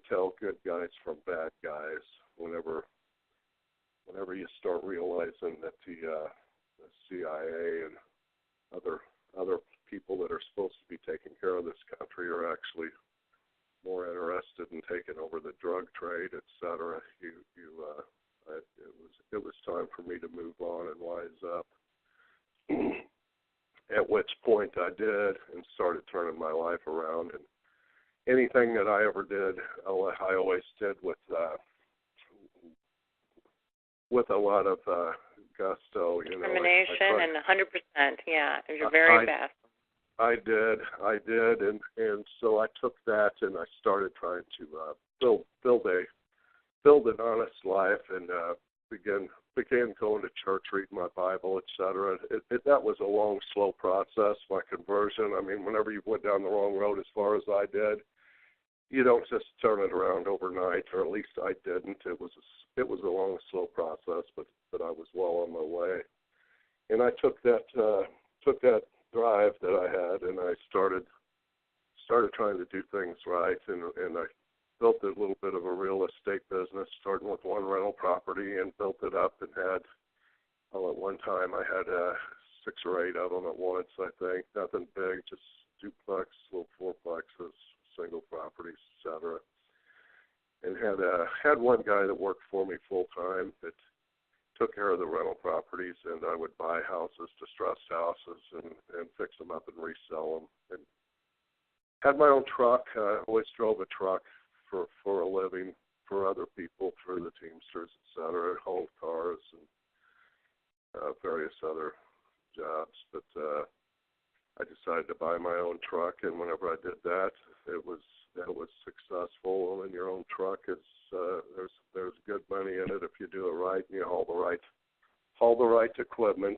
And between the 2 jobs I was doing, between the 2 businesses, I was bringing in anywhere from $200,000 to $250,000 a year, and it was doing real good. And I was on my way. I mean, things were getting better. Was I a saint? No, I still had my issues at times. I still like to party once in a while and such, but I was far removed from who I used to be, and was in the right direction anyway. And the money I earned was all honest, and I helped a lot of people. Bought a home for my mother at one point. I helped pay other people's bills whenever they were down and out. I let people move into my house, guys that I had known in the past that were pretty good guys that were down on their luck. I let them. I had a pretty good sized house, and would let people stay with me for a while to get on their feet. I tried to do the right thing by people, and that all kind of changed whenever something happened, something took place that was the beginning of my targeting. So let's do that. Let's approach that and go into that with detail. I'd love to hear that, and I'm sure they would too. Kind of what happened and the man that you encountered, and basically what went down. Well, there were, as I said, the people that I had known from that lifestyle. Some of them were pretty powerful people, and one of them was a lawyer, and I don't think that it would hurt to mention his name. His name splashed all over the internet and the newspapers anyway, and he ended up being arrested and going to prison. So damage was done there. But his name was Tom Lakin, and at one time we were acquaintances, let's put it that way, and I had even attended parties at his home, and etc. He was a very, very powerful man. If anybody cares to Google him, it's Tom Lakin, LA dates, etc. Employees, things just started getting goofy, but they weren't really, really bad. They were bearable, but it was a strain. It was an uphill battle all the time. And then I've got this stuff wrote down. I should have had that part of it. I guess it was about 5 years ago, maybe 4, that he got out of prison. He got an early release, which, didn't surprise anybody. So we were surprised he even got put in the first place. But he got an early release. And right when he got out, his cousin got elected sheriff of Madison County. Anybody cares to look that up? It's Madison County, Illinois. You'll look see who the sheriff is. I forget his first name, but it's a Lakin. That's his cousin. Well, between the two things, him getting out and his cousin being elected sheriff, my life went from troublesome and uphill battle to impossible. I mean, it was bad. I mean, nothing worked. Everything was failing. I couldn't get to where I used to get loads that might pay as much as $15,000. I'll let you take an oversized load up into Canada or something that would take me 4 or 5 days. I couldn't hardly get a load of bricks that paid $2,000. You know, it was like that. It was things just were going bad. Real estate deals, you know, that was over. I wasn't buying and selling anything anymore. I was just trying to hang on to what I had. Relationships, my friends, family, even my daughter, who I was really close to, loved her, my grandchildren, even her, you know, she turned on me, you know, she started looking at me. I mean, you could see it in her eyes, you know, she just, instead of looking at me with the look she always had, it was more of one of, you know, like, who are you? And she even asked me that at one point, who are you? You know, so they had an effect. They had, you know, these people are powerful. They, you know, he had the FBI in his back pocket. I can get into that a little bit more later on whenever I started realizing how that worked. I already didn't have a lot of respect for our intelligence agencies and federal law enforcement from what I knew from my past. You know, there's things you learn whenever you're in that lifestyle that most people don't know and wouldn't believe if you told them. But most of the FBI, and I can't say all of them. I know back there in Illinois, this is how it went down. That, you know, their job was more to protect those kind of people than to go after them. I mean, they would protect those interests. And for the life of me, I couldn't figure it out, but I think I have. In the meantime, those guys don't have a long career in the FBI. I mean, some do, but a lot of them are looking for something when they get out, and those powerful people are it. You know, those are the kind of people that will put them to work when they get out. So they're looking out for their own interests in a way, I guess. Things aren't the way they should be. You know, whenever you're living this life, Ella, and you've lived the life that I have, and you've been where I have and seen the things I have, you just it's disappointing at the very least. I know most of the people in the public, they watch TV and see movies with Elliot Ness and at the FBI on these Law and Order or whatever these shows that people like watching, and the FBI are all these smart, sophisticated, you know, righteous people. It's not that way. I mean, it is not. Are there good people in there? I'm absolutely sure there are. But it's a thing gone bad. Anybody can watch the news and see that. I mean, if you've got a D in front of your name up there in Washington, D.C., it seems as if you can do anything you want to do, and they will cover it up. They won't come after you. And if you're a Republican, you can't put Russian salad dressing on your salad without being accused of being a collaborator with the red state over there, you know. So it's top to bottom. It really is. I mean, and it shouldn't be this way. It's not the way this country should be working. But money buys you the opportunity to break the law, disregard the Constitution, have people attacked that know that you have. I mean, you know, you have poor people like Dolly, my friend Dolly over there, just such a sweet person. She was never involved in things such as I was. Ella, you know, she wasn't involved.